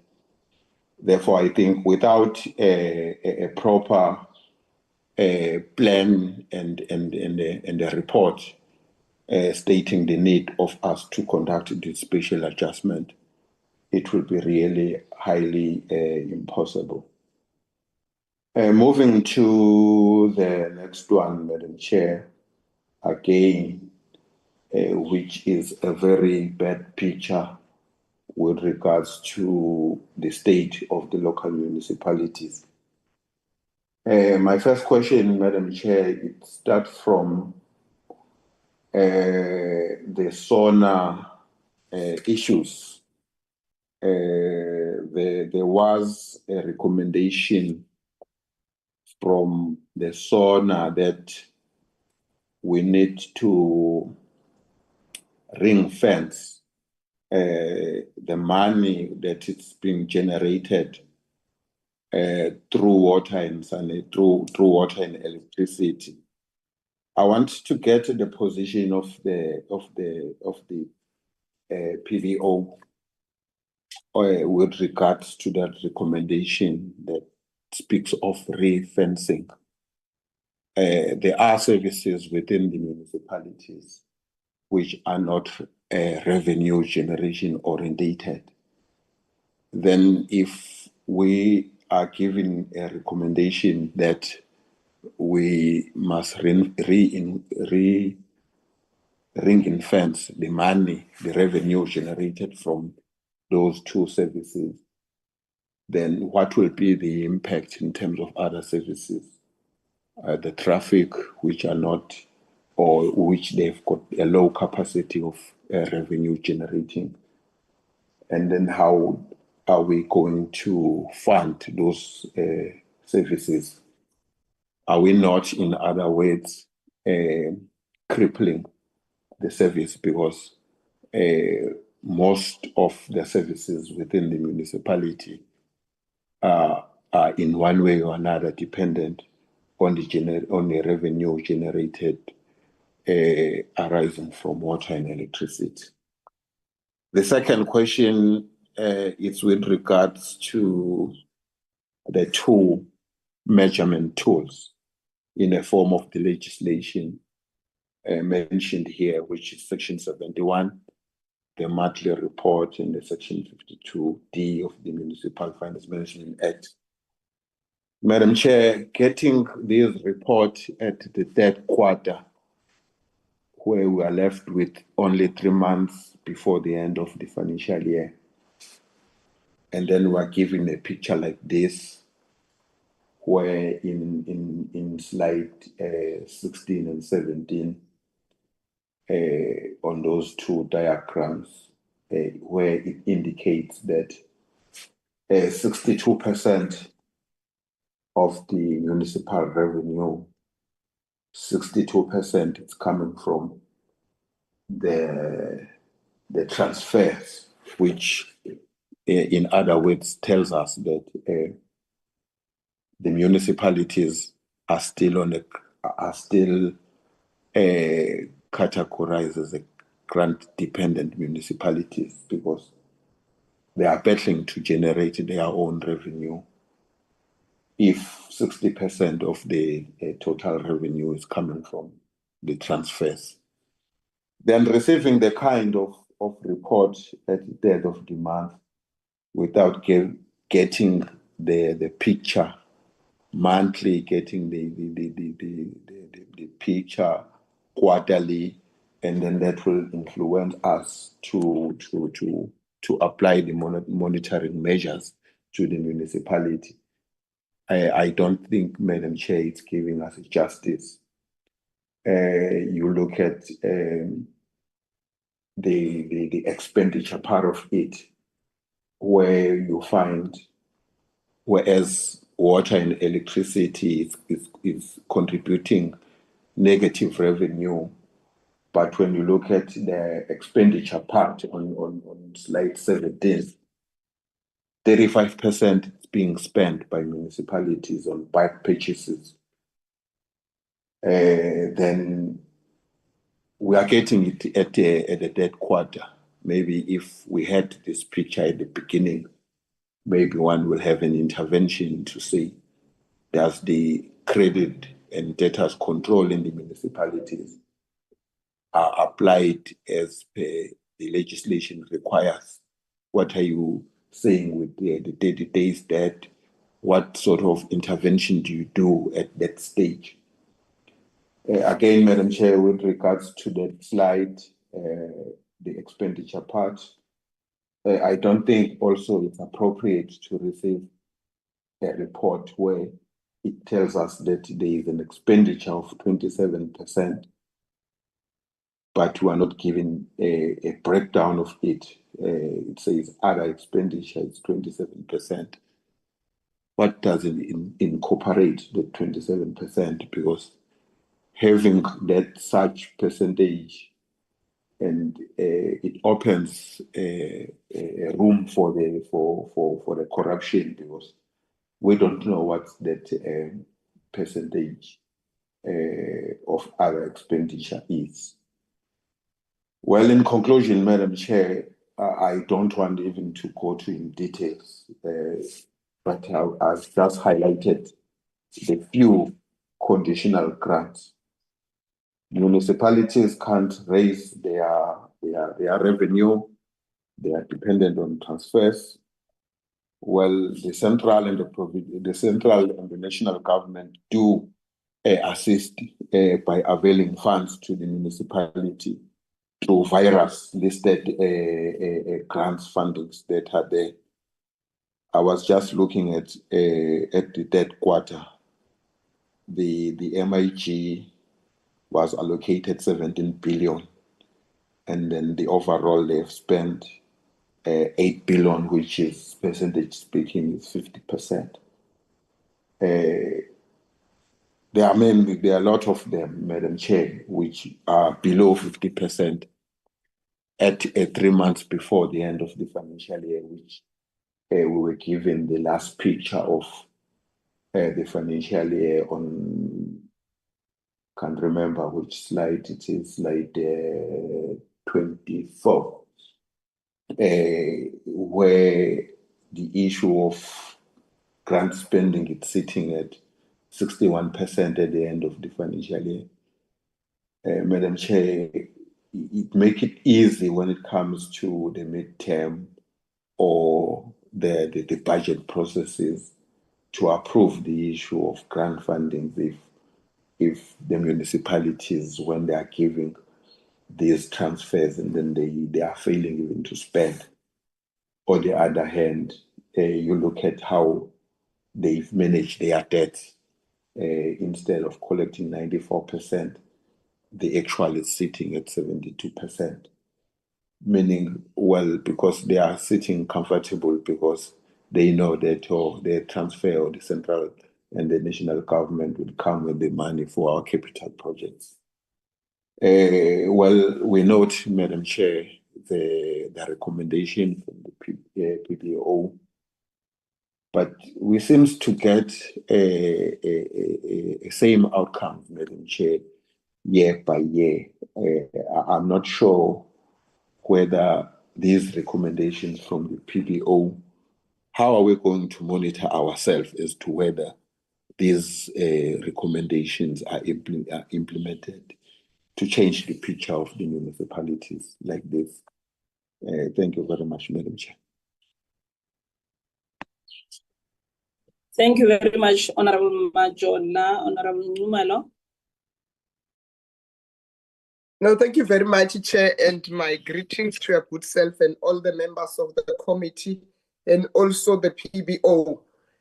Chairperson, I want to first acknowledge and thank the PBO for the well-presented report that talks to the issue of allocations and the issue of service delivery in our different municipalities. Chairperson, the other issue is the issue of the special appropriation bill. I acknowledge that the bill will assist us to make sure that the issue of PEPFAR and NHI, which the USA managed to just withdraw their donor to the South African government, and it becomes a challenge.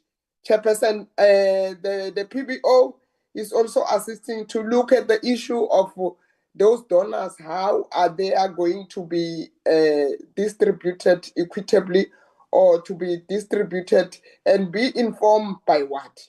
So, Chairperson, my first question,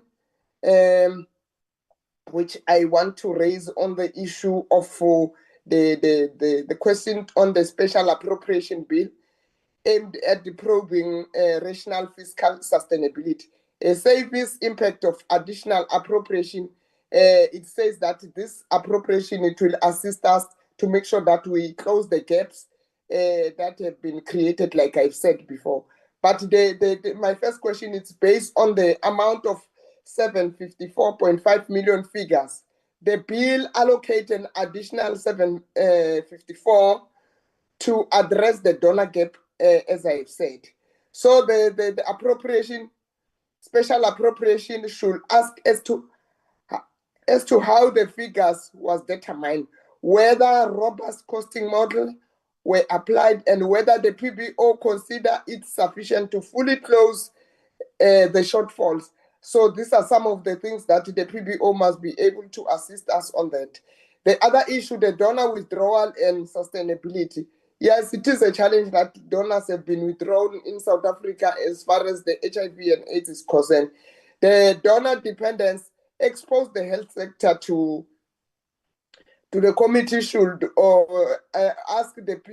must ask the PBO whether the National Treasury has a strategy to anticipate and mitigate donor withdrawal risk to avoid repeated and unnecessary special appropriation.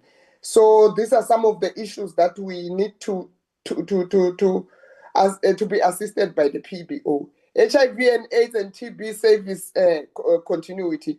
The bulk of amount of 590 is earmarked for the district health program grant HIV component.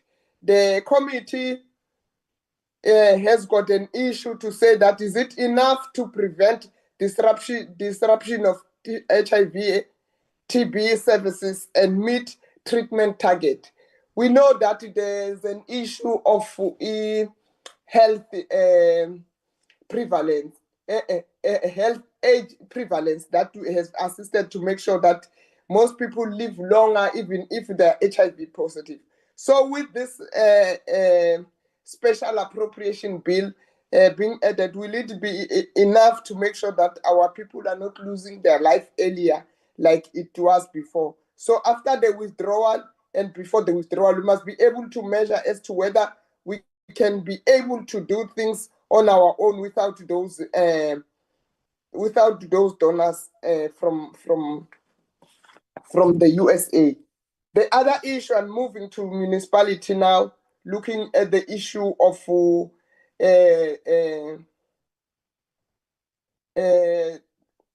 district municipalities in rural areas. Are they being given enough allocation to make sure that they look at the issue of some of the districts are handling the health sector also, and looking at the issue of service delivery? Because in most areas, districts are under, how can I put it? They are given less monies and they are expected to do more. And most districts are not revenue-based. The other issue is the issue of the conditional grant, where municipalities are failing to spend, Meanwhile, in Parliament, we are advocating for them to say, let's give more money to municipalities so that they can be able to spend on communities. So what are the key implementation bottlenecks such as project planning, procurement, or technical skill, and how can Parliament intervene to accelerate speeding of essential infrastructure and also of spending? Because we see that there is a challenge in spending in our different municipalities. They also raised the issue of billing. It's true that there is a problem. I think the issue of centralizing the billing system will assist, because in most municipalities, the issue of billing, it's a very big challenge, which I think SALGA can also come in. And also the reviewal of the white paper can also assist to make sure that we get the billing straight, because in some municipality, billing is a problem. That is why most people are discouraged to continue paying for the service because their billing system is not accurate. The other matter, reviewal, okay. The reviewal of the white paper must assist us in our shortfalls. Whenever there are challenges, they must the white paper must deal with that or must include them so that we can be able to monitor those shortfalls. Like for instance, I am talking about the issue of billing. I'm talking about the issue of non-spending. I'm talking about the issue of unfunded approval of budget. These are some of the issues that I think if ever the white paper can be strong on it and be able to assist our municipality going forward. But all in all, Chairperson, I want to welcome the recommendation by the PBO, always assisting us, advising us to make sure that we forge a way forward. Thank you very much. Thank you very much, Committee Whip. Prof, over to you and the team for responses. No, thank you so much, Chair and members, and thank you for the opportunity and questions, quite a lengthy questions. And yes, it's an ongoing discussions, Chair and members. We will continue to provide some of the response in writing, and we look forward to the engagements with the committee around the section 139 and 154 as well. I'll give some of the overview, some of the points, and I do share the sentiments by members as well. I think starting with the special appropriations, just the broad issues there, we would have to recognize that this was for a special purpose. We noted that this really related to the PEP, to the donor funding in that regard.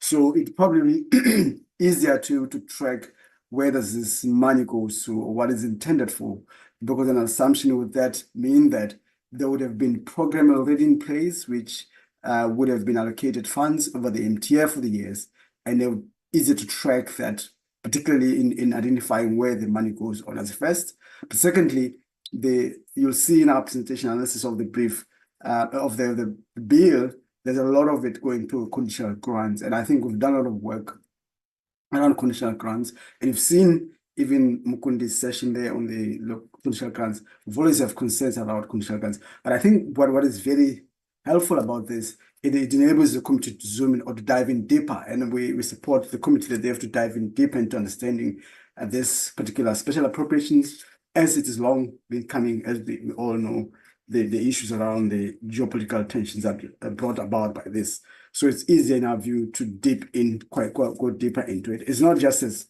and the special appropriations out of anywhere, but it came around specifically on that issue. And certainly the bigger questions, which I also share with the members, we do see that when you look at what the Minister of Health said, what was needed or what was a shortfall against what's been allocated clearly, in a high level sense of it, it is probably insufficient to cover that. That of course requires further going deeper into understanding what is the implications, which comes to the point around sustainability. I think the biggest question, obviously, is really around how do we strategize around ensuring that we can be self-sustainable as a country, not only around funding of healthcare, but broadly around funding of some of the social services programs that we have, which are so crucial in ensuring productivity and development within our economy. So I agree, there's a need to debate that, and the questions that we need to understand is really around understanding how would we look going forward on addressing this. And my main recommendations around this area, because we also highlighted the issues, it's not clear which of the NGOs have been taken into account, or it's not clear some of the areas where this allocation has been funded. I think obviously members raised good points around governance failures and corruptions, as been noted in other provinces and Gauteng in particular. But I think this is specifically to deal with that matter. But yes, there could as well be potential issue of governance. And my recommendations around the issue of the special appropriation would be that the committee may consider then to invite the minister and the MECs from the province and the Minister of Health and MECs from the province of Health in particular, and the Minister of Finance to really get some substantive insight, because they would have had that thinking and a clear narrative how they came about to 754 and what is likely to be the issue. And I would advise that before we finalize this bill, invite the Minister of Health together with all the 9 MECs and the Minister of Finance to come and address these very crucial questions, because our analysis was quite limited with the information that we had and looking at the timelines that we had in finalizing this brief. And definitely that will enable deeper dive into some of the issues and also enable committee for call for actions, particularly look at conditional grants, which has been a big issue. For our concerns over the years has always been the conditional grants being able to reach the outcomes in that regard. I'll pause there on the special appropriations and really support members who are quite different. I think our message in the appropriations chair members is the need to really we try to show the necessity of such allocations because closing the gap and looking at the likely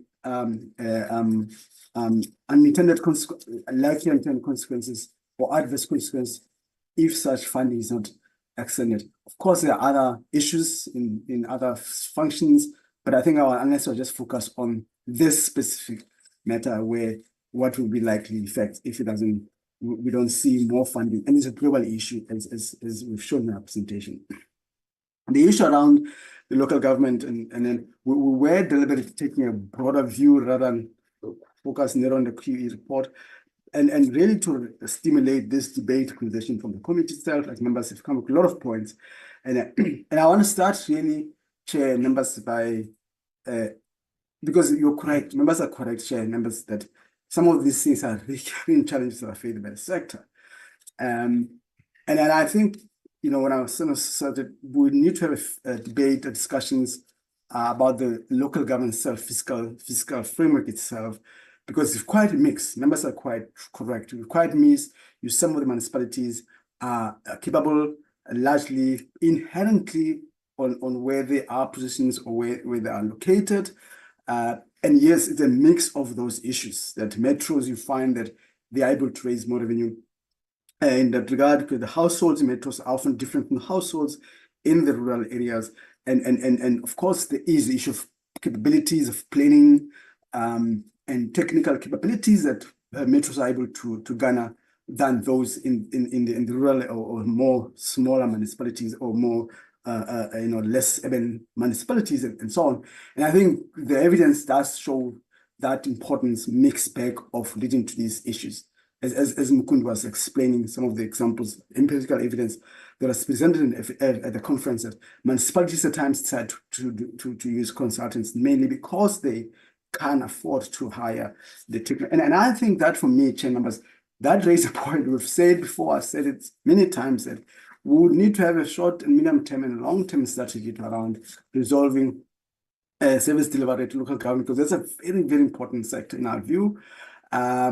And one of the long-term view about this, it's how much, 257 municipalities are efficient to have, and is there a need to look into merging some of the smaller with the bigger ones, which of course the policy questions that beyond us, but I'm just saying where the evidence that shows that there is a need to think about how you configure the governance, particularly the local government sphere itself, and we look at the provinces as well. And I think this house, again, is a crucial house to initiate the debate in line, because you can deal with some things by doing that, by merging or ensuring that there's a lesser CFOs or lesser whatever, but you have more technical capabilities in an area in itself. And I understand the district model is intended to do that, and then maybe we need to try to speed up that and see how we're able to leverage on synergies around that.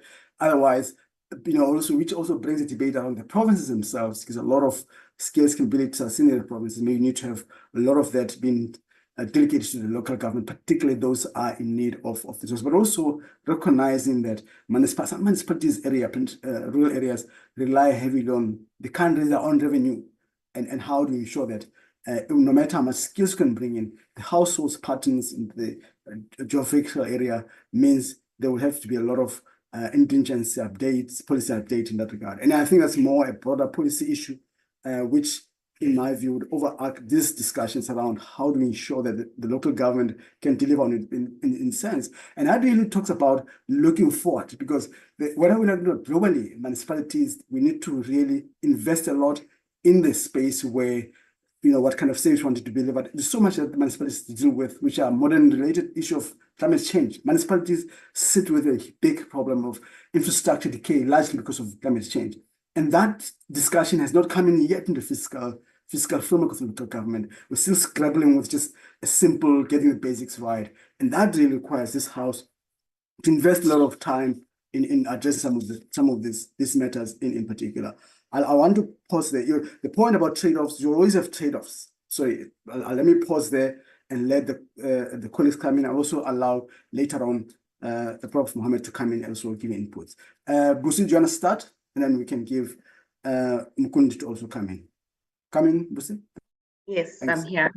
Okay, thank you, honorable members. I think this presentation, is a reminder that it would have been preferable if National Treasury had briefed you first. I think just to give you an appreciation of the work that we do, we don't get to be part of the allocation discussions that National Treasury has, so we are unable to tell you how the 754.5 million came about. We are not part of that decision-making process. We're not part of the budget creation process, which means that we are unable to tell you at this point until we see the MTBPS where money has been reprioritized and how they intend on financing this, right? What we can say in terms of debt at this point is that debt service costs are likely to be reduced due to lower interest rates and a stronger exchange rate. So maybe that's a justification Treasury could come with of where the money comes from. Also, we do also have a contingency reserve. And given that this is in a way a shock to the system, that is also an avenue in which the money could come from. I think the important discussion here is that PEPFAR is important and we have to fund it, right? PEPFAR funds, I said 17 to 18% of our HIV and AIDS program. That is equivalent to 8 billion rand. So if the USA withdraws, we are going to lose 8 billion rand in the system of our HIV and AIDS program. So what is actually being appropriated here is significantly lower than what it would cost to cover all of the existing PEPFAR programs, which comes to the question of, is it enough? And the minister initially said they need at least 1.2 billion, and the special appropriation is actually lower than that. So on both terms, you can say compared to the total PEPFAR is not enough, and compared to what was initially indicated as needed, it's still not enough. And I think this also, questions around sustainability and long-term impacts. I think it's very important to understand that given the evidence of the increased infection rates, given the evidence of what impacts it's had on our HIV and AIDS program in South Africa, it is important that we cover the gap now. I think, there's an important lesson to be learned in Greece when they were implementing fiscal consolidation or austerity. What they did is that they cut a particular program, which cost very little, to cut their budget. And what ended up happening is that new infections increased by 50%. But what happened in the long run is that your new infections increase, which means you need more money to take care of those people in the long run. So it might seem like a saving money moment right now, but actually the long-term fiscal costs of taking care of people are higher. So those are the kind of things we need to be considering, which is what we were trying to highlight. I think the questions about the healthcare workers, just honorable member, to just highlight that the 15,000 people that I was mentioning as healthcare workers are the ones who are part of the PEPFAR program, not necessarily the South Africa's healthcare system. We do, of course, in our South African system already have huge shortages of doctors, nurses. We already know this. But to say that those 15,000 people were furloughed were particularly in relation to the PEPFAR program specifically. And so and this is where this money or allocations become important. Will the 754 million bring back those jobs or cover those jobs? There were a lot of questions about mechanisms. How can, the committee, what can the committee do? And I think one of the things the committee can do is propose a ring fencing of a percentage of the HIV/AIDS component for NGOs and CBOs to maintain the last mile delivery. What that means is that we ring fence these amounts within, because remember, the money is going to the conditional grants, which already have existing programs and so forth. But how do we ring fence that money to ensure that it goes to the programs, as a member already highlighted, that were existing and on the ground, so that we're not losing important infrastructure because there was a program here and now it no longer has funding and we've got an empty clinic that could be used. And I think it's important that when members meet with Treasury, I believe you'll be meeting them on the 15th, to also inquire about, quarterly public reporting on the allocations. Where is the money going? And that was what we were Honorable Ryder's question, the question about uncertainty and clarity. We put that statement there specifically because we can't tell at this point as the PBO where the allocations are going exactly. We just know they're going to these existing grants. We don't know where this money will end up. And I think what members should be asking for is clarity around where exactly the money is going, and they should be requesting that there be quarterly public reporting on allocations, beneficiaries, and the health outcomes. As I've already indicated, we're already seeing significant negative health outcomes. So how do we ensure that the money is going where it's supposed to? There was a question about the state of finances in health. The PBO recently circulated a brief on conditional grants in health, which I believe the secretaries would have already circulated. It covers, in the previous financial year, but of course this can be updated as well. And in this brief, it does cover the NHI and all these other grants that exist. I think I've covered most of the questions, and just really a comment around, the question of, are we bailing out the healthcare sector? And to say that the USA has been bailing us out, and now we have to pick up for ourselves and ensure that we are, less reliant on donor funding for this critical program to avoid another epidemic. And I think that is basically all the questions that were asked. And I think if members do have anything else that I haven't covered, but just to say that we won't know the total budget adjustments until the MTBPS. Thank you. Okay, thank you very much. Thank you to the Honorable Chairperson and Honorable Members for the questions. So we welcome them, and we're going to take them into considerations when we do future briefs. But essentially, Parliament can strengthen oversight by enforcing accountability and ensuring that consequence management for poor spending as well as poor performance by municipalities is done. What the white paper review sort of aims to address is issues around governance, leadership, and fiscal management, and all those things. So there's a need to ensure that what the outcomes of these white papers are designed to modernize local government and ensuring that roles are clarified between different spheres to promote costed mandates and to ensure that data-driven monitoring is used. So the PBO's role in this regard is to provide the fiscal intelligence as well as the trend analysis to committees such as this one to ensure that the committee can then track these issues around cash flow, debt management, service delivery outcomes. But as this PBO ourselves, we are not in a position to be able to implement these initiatives. Just as Honorable Suisa, raised questions around district municipality funding, infrastructure delays, as well as equitable shares. Yes, the equitable share needs to be reviewed. That is why also National Treasury is looking into that. But the idea was to cushion rural district by assuring that they do get some allocations towards providing basic services. However, indeed, there are infrastructure delays which arise from weak project implementing preparations, for example, procurement bottlenecks, insufficient technical skills, like we indicated previously. So Parliament's role is to ensure that departments like Treasury and COGTA provide targeted capacity to those municipalities and ensure that there's readiness assessment that are done before funds flow, so that as soon as funds go into the municipality quarters, they're able to be spent clearly on projects.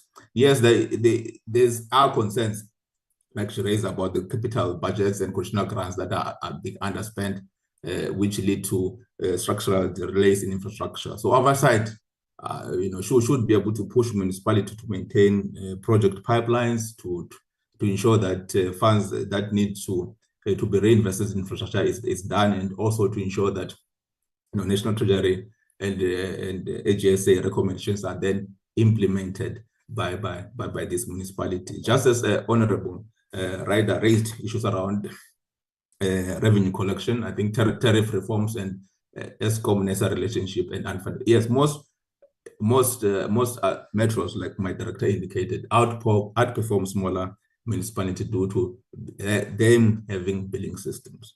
I mean, most people or most individuals do not pay because the billing system is incorrect, or they don't, or sometimes you find that there are communities that don't even receive water, for an example. But when the bills comes, there's a water component on their bill. So from that reason, they disregard, they don't even pay because they don't believe it's accurate, because they've not received water for the past month or so from their taps, but then they are being billed for such things. So there's a need to ensure that that area is improved.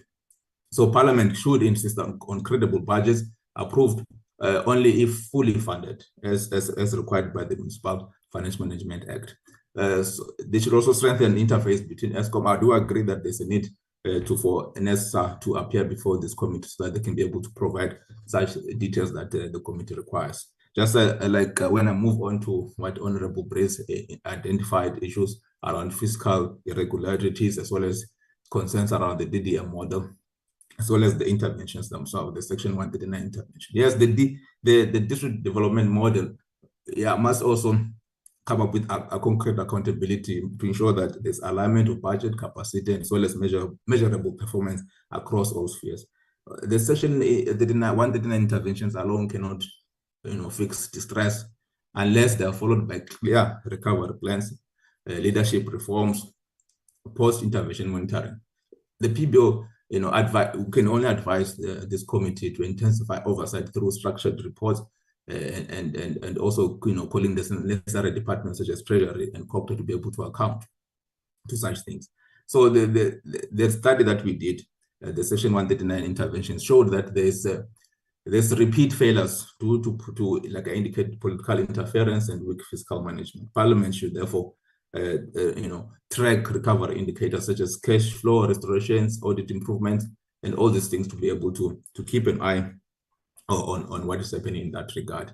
With regards to capacity issues, underspending, climate disaster funds, and oversight tools raised by Honorable Swartz, it is true that most municipalities failures, they come from weak management, limited human capital, and as well as lack accountability, as well as I indicated lack of consequence management. There's wrongdoing that everyone can see in the country. We read about it every day on the papers, but there's no consequence for such behavior. Only wrong individuals who are found wanting such income, they are rather promoted to other spheres of government or to other municipalities to continue doing what they did previously. So there's a need to ensure that proper consequence management is implemented to ensure that public funds are adequately used for the intended purposes.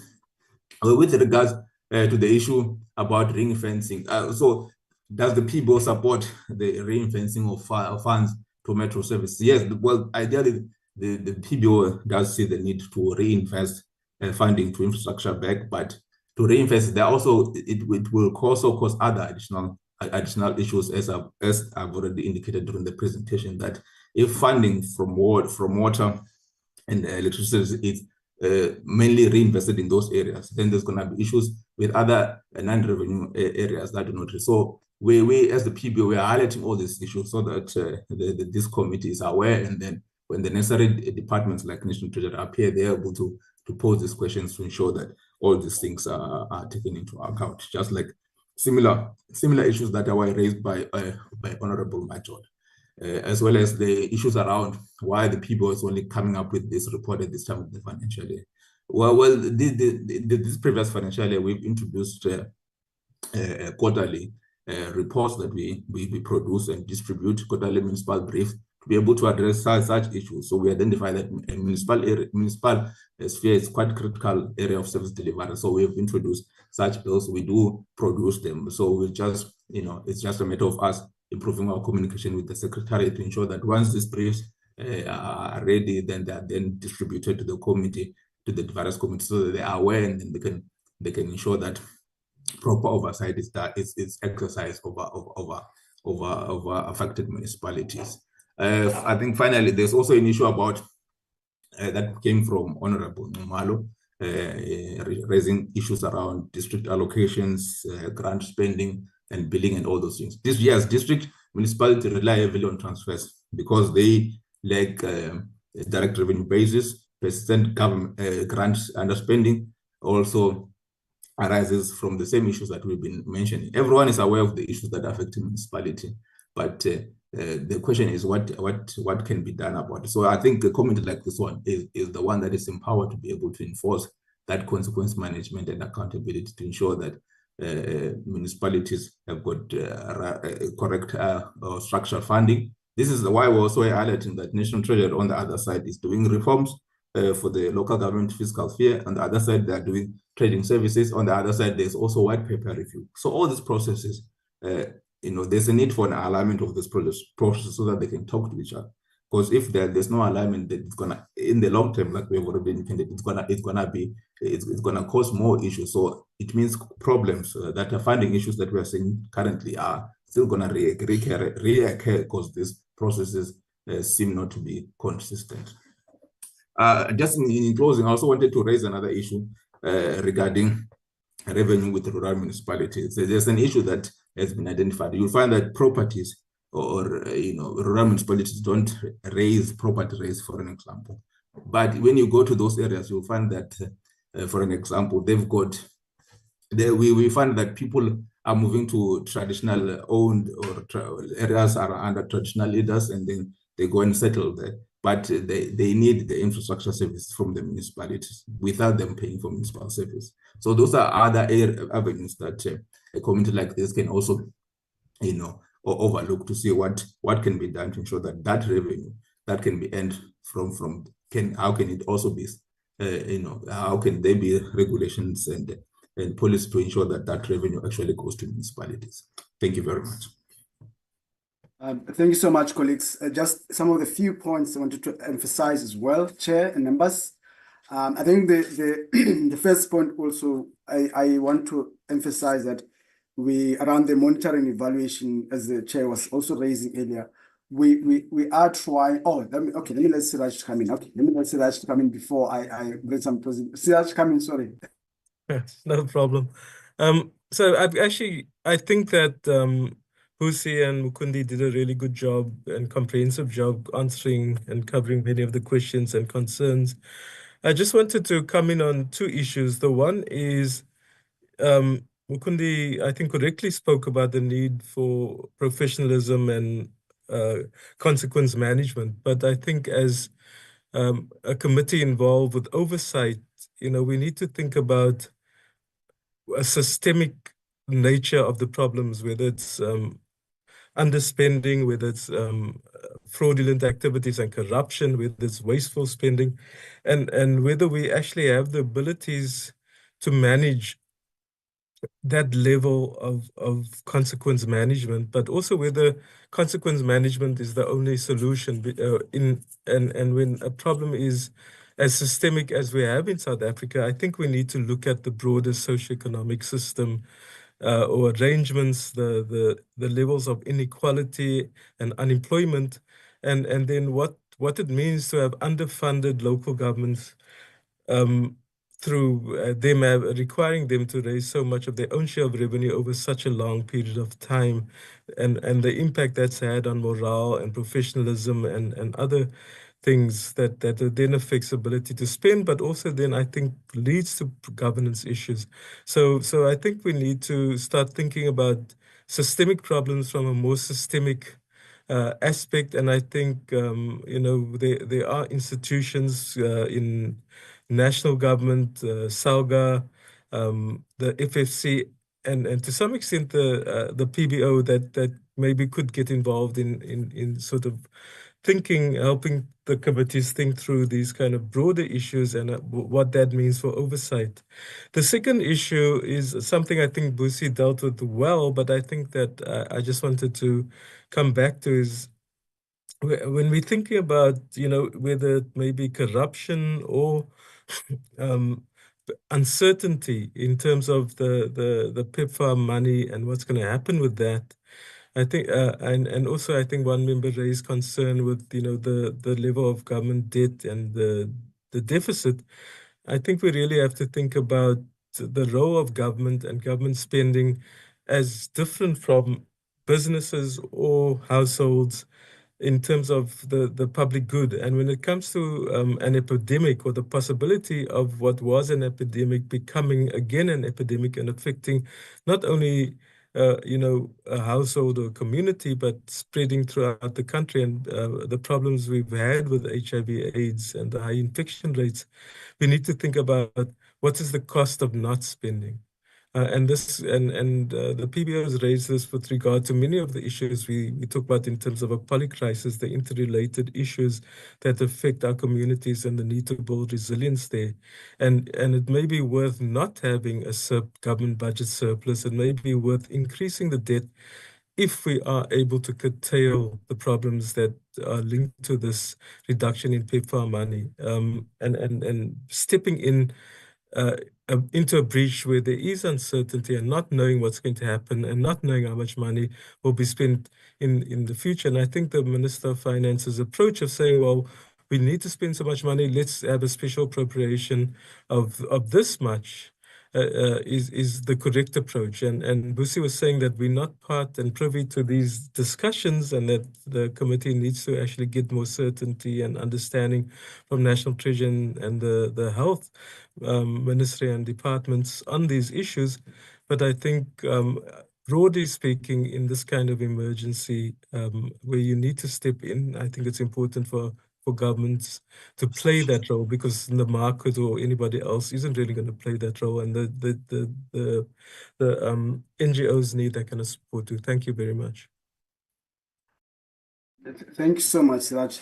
Chair, just in some of the matters that I've noticed, one of them is around the monitoring evaluation, tracking some of the things. We will look into that in our view, but also just to alert you, we are supporting the Appropriations Committee on some of the tracking mechanisms. I think one member mentioned the dashboard. So we are trying to support the Appropriations Committee. So we'll try to see if that mechanisms cannot be used by both Appropriations Committee. I'm talking about the National Assembly. So that will be something that we'll take into account in going forward. I do understand and get a sense from members and colleagues who say maybe the meeting should have been preceded by the National Treasury's presentation. I still think this was also crucial in my view to sharpen our engagements with the ministry. So either way, in my view, I think this was a very important session where it enables members and us and the colleagues in the platform to sharpen our engagement when the ministry comes and already identify some of the issues and delineating responsibilities already at this earlier stage. So either way, I still think it was a very crucial that this session is scheduled by the committee. The point around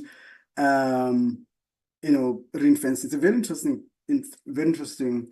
that the National Treasury has not believed in ring fencing, particularly around revenue. I know we've had debates before. One of the areas that we were sharply debating with the National Treasury over the years was around ring fencing of the health levy. The debate will say ring fence that levy so that the money collected there should be purely spent on the redressing the health, the sugar beverage drinks issues and so on and so forth. And ministry was quite opposed to that. Very interesting now, today we see this ring fencing debate.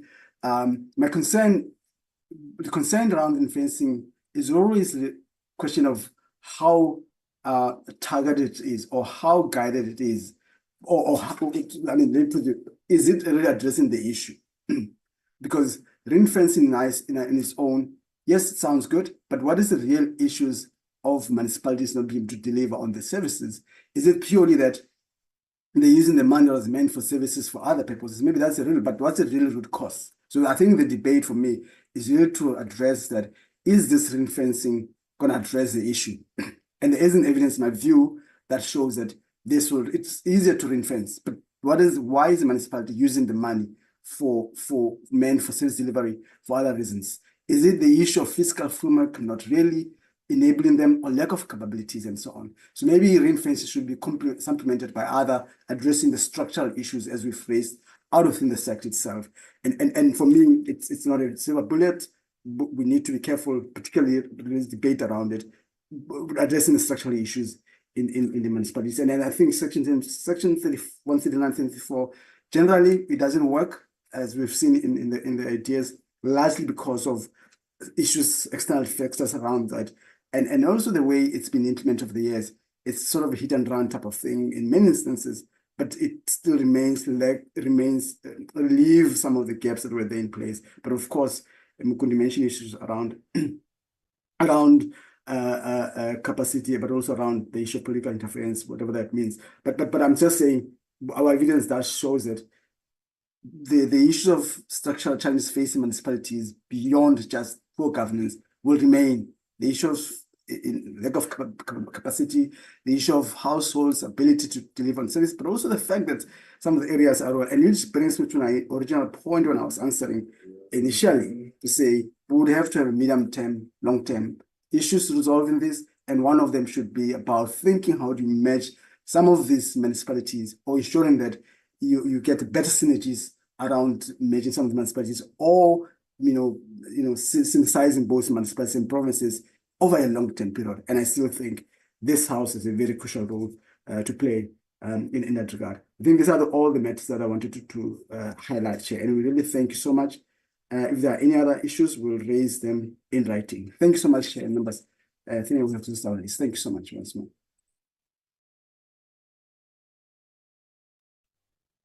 Thank you very much, Prof, and your team from the PBO. Thank you very much, colleagues. And I'm happy, Prof, that you clarified the issue of having these two presentations before the National Treasury, because Ms. Sibeko, I was a bit worried that it's like she's taking it back to the committee. So I was about to clarify her from the PBO that she must remember that these two presentations were actually programmed and scheduled that PBO will do them on the 29th of October. And today you were only supposed to deal with, I think, the Provincial Infrastructure Conditional Grant. Then if there was a plea from your good selves that you would prefer to do these presentations today rather than on the 29th, whereas as the committee, National Treasury will be coming to brief the committee on the conditional grants review reforms and the special appropriations bill next week in October. So it's not the committee's doing that you are presenting before the National Treasury. It was based on the plea from the PBO. But nonetheless, let me take this opportunity on behalf of the committee members and committee, all the issues that you have raised, on the issues or the concerns you have raised, I really take note of them. I know you made mention, most of you made mention that you think the time allocated for these presentations and the discussions was not enough. We'll see what we can do, but let me really say I have noted that, and I will take that into consideration and see how best can we deal with that issue, because it brings us back to what we agreed upon about capacity building of members of this committee.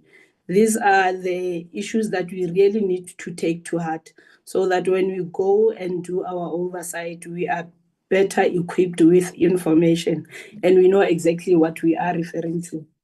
On behalf of the committee, PBO colleagues, I am going to request that immediately after my statement or what I'm going to say, we part ways, but members of the committee, there are two issues that we need to deal with, but it will come as an information to your good selves, which do not really need the PBO colleagues to be in the presence of the committee. On behalf of the committee, Professor Jankis and the team from PBO, thank you very much once more for availing yourselves, always being available for the committee.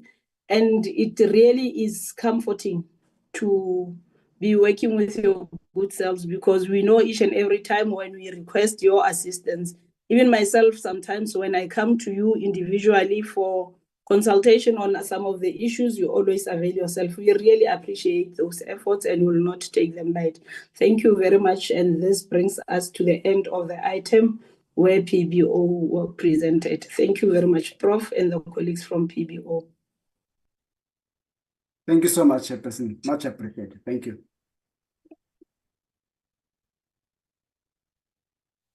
Mr. Nodada, kindly take us to the draft minutes of the committee, and then we'll have the last item of the agenda where I will summarize issues that will come before the committee for noting. Thank you very much, Chairperson. Good afternoon, Chairperson and honorable members. Honorable members, on the screen is the draft minutes of the committee dated 10 September 2025. On that day, the committee was briefed by the FFC on the 2026-2027 annual submission for the Division of Revenue. This is page 1, honorable members.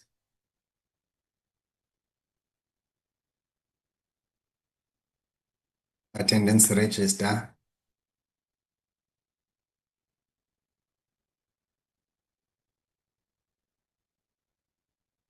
Page 2.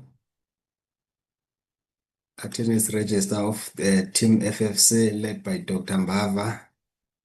National Treasury colleagues are also present. Some members from Gauteng Provincial Legislature. Support team.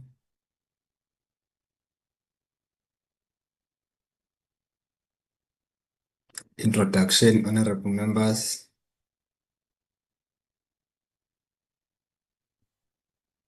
Presentation by FFC.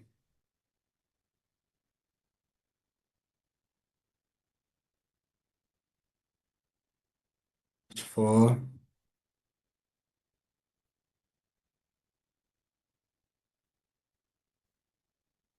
Page 5.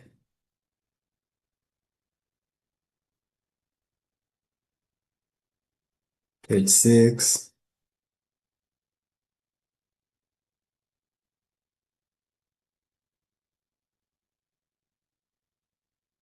Page 7, which is the last page. Thank you, Chairperson. Over to you. Colleagues, with a show of hand and indication whether this is a true reflection of what transpired in the said meeting.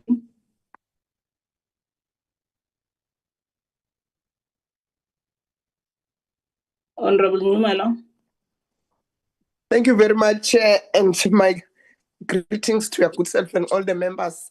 I want to say that to move a motion that we accept the minutes as a true reflection of what transpired on the said day. Thank you. Honorable Numalo moves. Any seconder?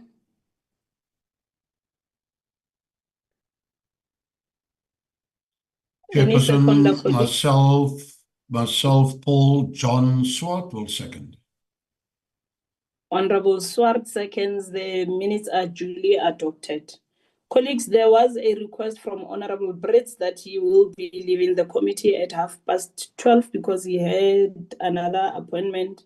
That request was granted, hence you do not see Honorable Brits on the platform at this moment. Colleagues, the two issues that I wanted to run by your good selves is firstly, the 4th term program. Mr. Nodada, you can put it on the screen if you have it with you now. Colleagues, the 4th term program of this committee was only approved until the 18th of November. And any other committee engagement beyond the 18th of November could not be approved on the basis that this program will still go on review and it is still under the consideration of the COCs and relevant officers to can approve, because we know as this committee, we are seriously a legislated committee. And unlike maybe other programs of other committee, we have a legal obligation as this committee. So the only reason we have this program of the committee approved until the 18th of November, the offices relevant, including our committee staff and ourselves, we have a responsibility to make sure that we do not open for any litigious process when we deal with the processing of the bills that are coming before the committee. That is one fundamental issue why we could not have this program approved beyond the 18th of November. Other dates need to be considered, and we must be realistic in drafting this program before it can be processed. But the program is under review, so I just wanted to make members aware of that fact. Mr. Nodada, just go up a bit so that we can make members aware of what will be transpiring in the above dates. Mr. Nodada.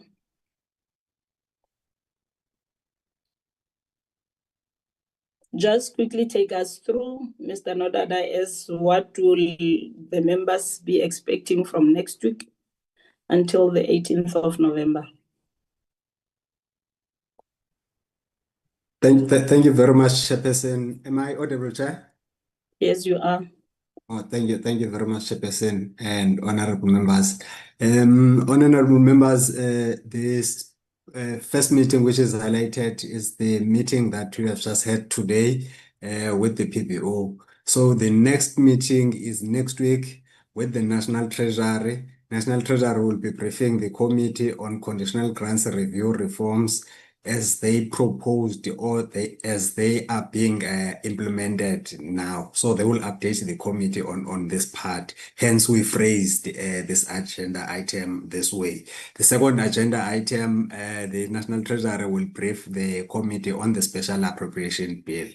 That is next week. Then a week after, the two committees going to an oversight in Northwest. So the processes of preparing for the oversight are underway. Part of the application is that the committees be allowed to travel on Sunday the 19th, so that they can have, each committee can have at least 2 full days to focus on the on its own focus areas. However, as they are appearing now on the program, they have been kind of swapped. The Select Committee on Finance will take Monday and Tuesday, and Appropriations will take Wednesday and Thursday. That was the deliberations between the chairperson, the two chairpersons, and the honorable whip of the committee, with the advice of the teams, looking at the geographical areas and the interest of the projects that will be visited by the committee. So the major key issue is the first 3 days, Monday, Tuesday, and Wednesday, the committees will be based in Mafikeng. So we realize that it's going to be better if then we start that side and work heading towards Gauteng, which is now on the Thursday. The Select Committee on Appropriations will be focusing on a project that is based in Klerksdorp.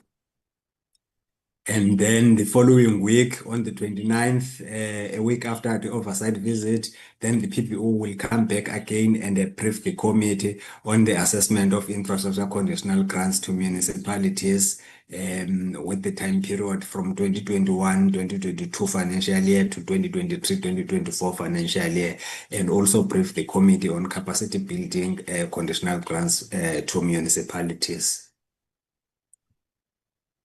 A week after that week, the committee will interact with the FFC on the special appropriation bill, and then the committee will hold public hearings on the special appropriation bill.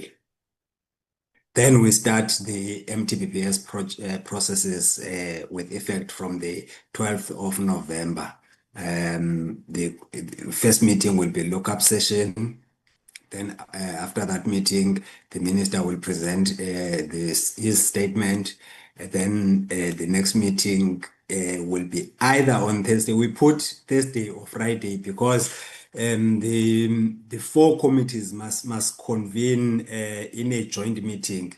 So in the past, it was easy to agree that the meeting must be on this, on a Thursday, but since this seventh parliament, members have not been comfortable with the Thursday meeting because it's after the caucus. So the request in the past 2 years, since last year, was that that meeting must be held on a Friday. But then now it kind of compromises members of this committee because some of members of this committee are co-chairing joint standing committees. So there needs to be some conversation about these meetings. If let's say, for example, there are no caucuses, but it's rare that there are no caucuses on a Thursday, we'll prefer Thursday, but because there are caucuses, then the four committees might end up preferring to sit on Friday and have more than enough time to engage the minister on the 2025 MTBS statement. Then the following week, we interact with PBO and FFC on the 2025 MTBS. For now, our program runs up until the 18th of November. Thank you, Chairperson. Over to you, Chair. Thank you very much, Mr. Nodada. And in addition to that, colleagues, the 15th of October, the 29th of October, and the 5th of November, it was difficult for the support staff to secure venues for these particular meetings, but we took a decision that the following 3 meetings will be on virtual. And the meeting of the 18th of November will also be virtual because the joint briefings, honestly, the venue identified, which is M201, is going to be too small. It's not possible that all of us can go into that venue. So the meeting will also be virtual. But the other 2 meetings will be physical. The meeting on the 12th and the meeting for the 13th or 14th of November will be physical. The remaining meetings will be on virtual. Thank you very much, Mr. Nodada. I think on this one we are done, unless members would want to say something on the program. Honorable Ngumalo, I don't know if that's a legacy hand or you want to say something. No, Chair, it's a legacy hand. Thank you very much. Thank you very much. And colleagues, just allow us to maybe give you a full briefing on the oversight in next week's meeting, on what will transpire. Every detail that has to do with the oversight to Northwest will be done in the next week's meeting. Colleagues, there's an email that has been sent to your good selves, but I have not seen any responses by members where the portfolio committee of finance in Gauteng has requested through the speaker and the chairperson of the NCOP, and I must indicate that they were granted their invitation, as the request was to undertake an inter-provincial legislature visit to benchmark with, they have stated the Select Committee on Appropriations on the role of the PBO in supporting this select committee. I think the details of the request are sent to your good selves.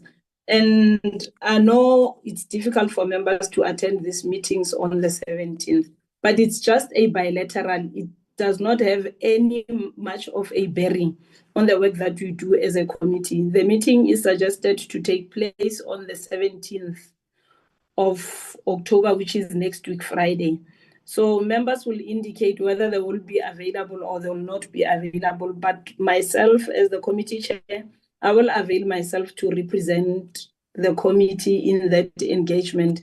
And I think Honorable Ryder also as a delegate from Gauteng, I know he'll have an interest in attending, and with him, I don't have doubt, I know he will be there. But those that are able to come, kindly join us on the 17th. The information is on your emails. And also I have requested the committee content advisor to prepare a paper on behalf of the committee for the presentation, which we are expected to make in that particular meeting, which will be shared amongst your good selves before the 17th of October.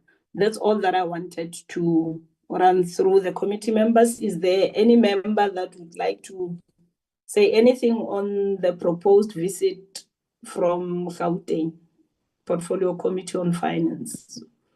Honorable Ryder. Chairperson, I'd like to suggest the normal process that we follow of sending a diary invite. I think that's going to get the most responses with the detail in the diary invite rather than a separate email with a long story. I think that would work the best. In my view, it's just a recommendation. Thank you. Noted. Honorable Ryder, Estelle and Mr. Nodada are listening. Any other hand, colleagues? In the absence of any indication on members wanting to have a bite on this issue, let me take this opportune moment, colleagues, once again to thank you very much for the commitment and the engagements, the robust engagements in today's meeting and presentations. Indeed, I must indicate to your good selves that it's quite a pleasure to be working with a team of individuals that put aside their political issues and their selves in doing the committee's work and make it easy for me as the chairperson to can lead them in doing the work of this committee. Continue to enjoy the rest of your day. This brings us to the end of the meeting. Bye-bye. Thank you, Chair. Bye-bye.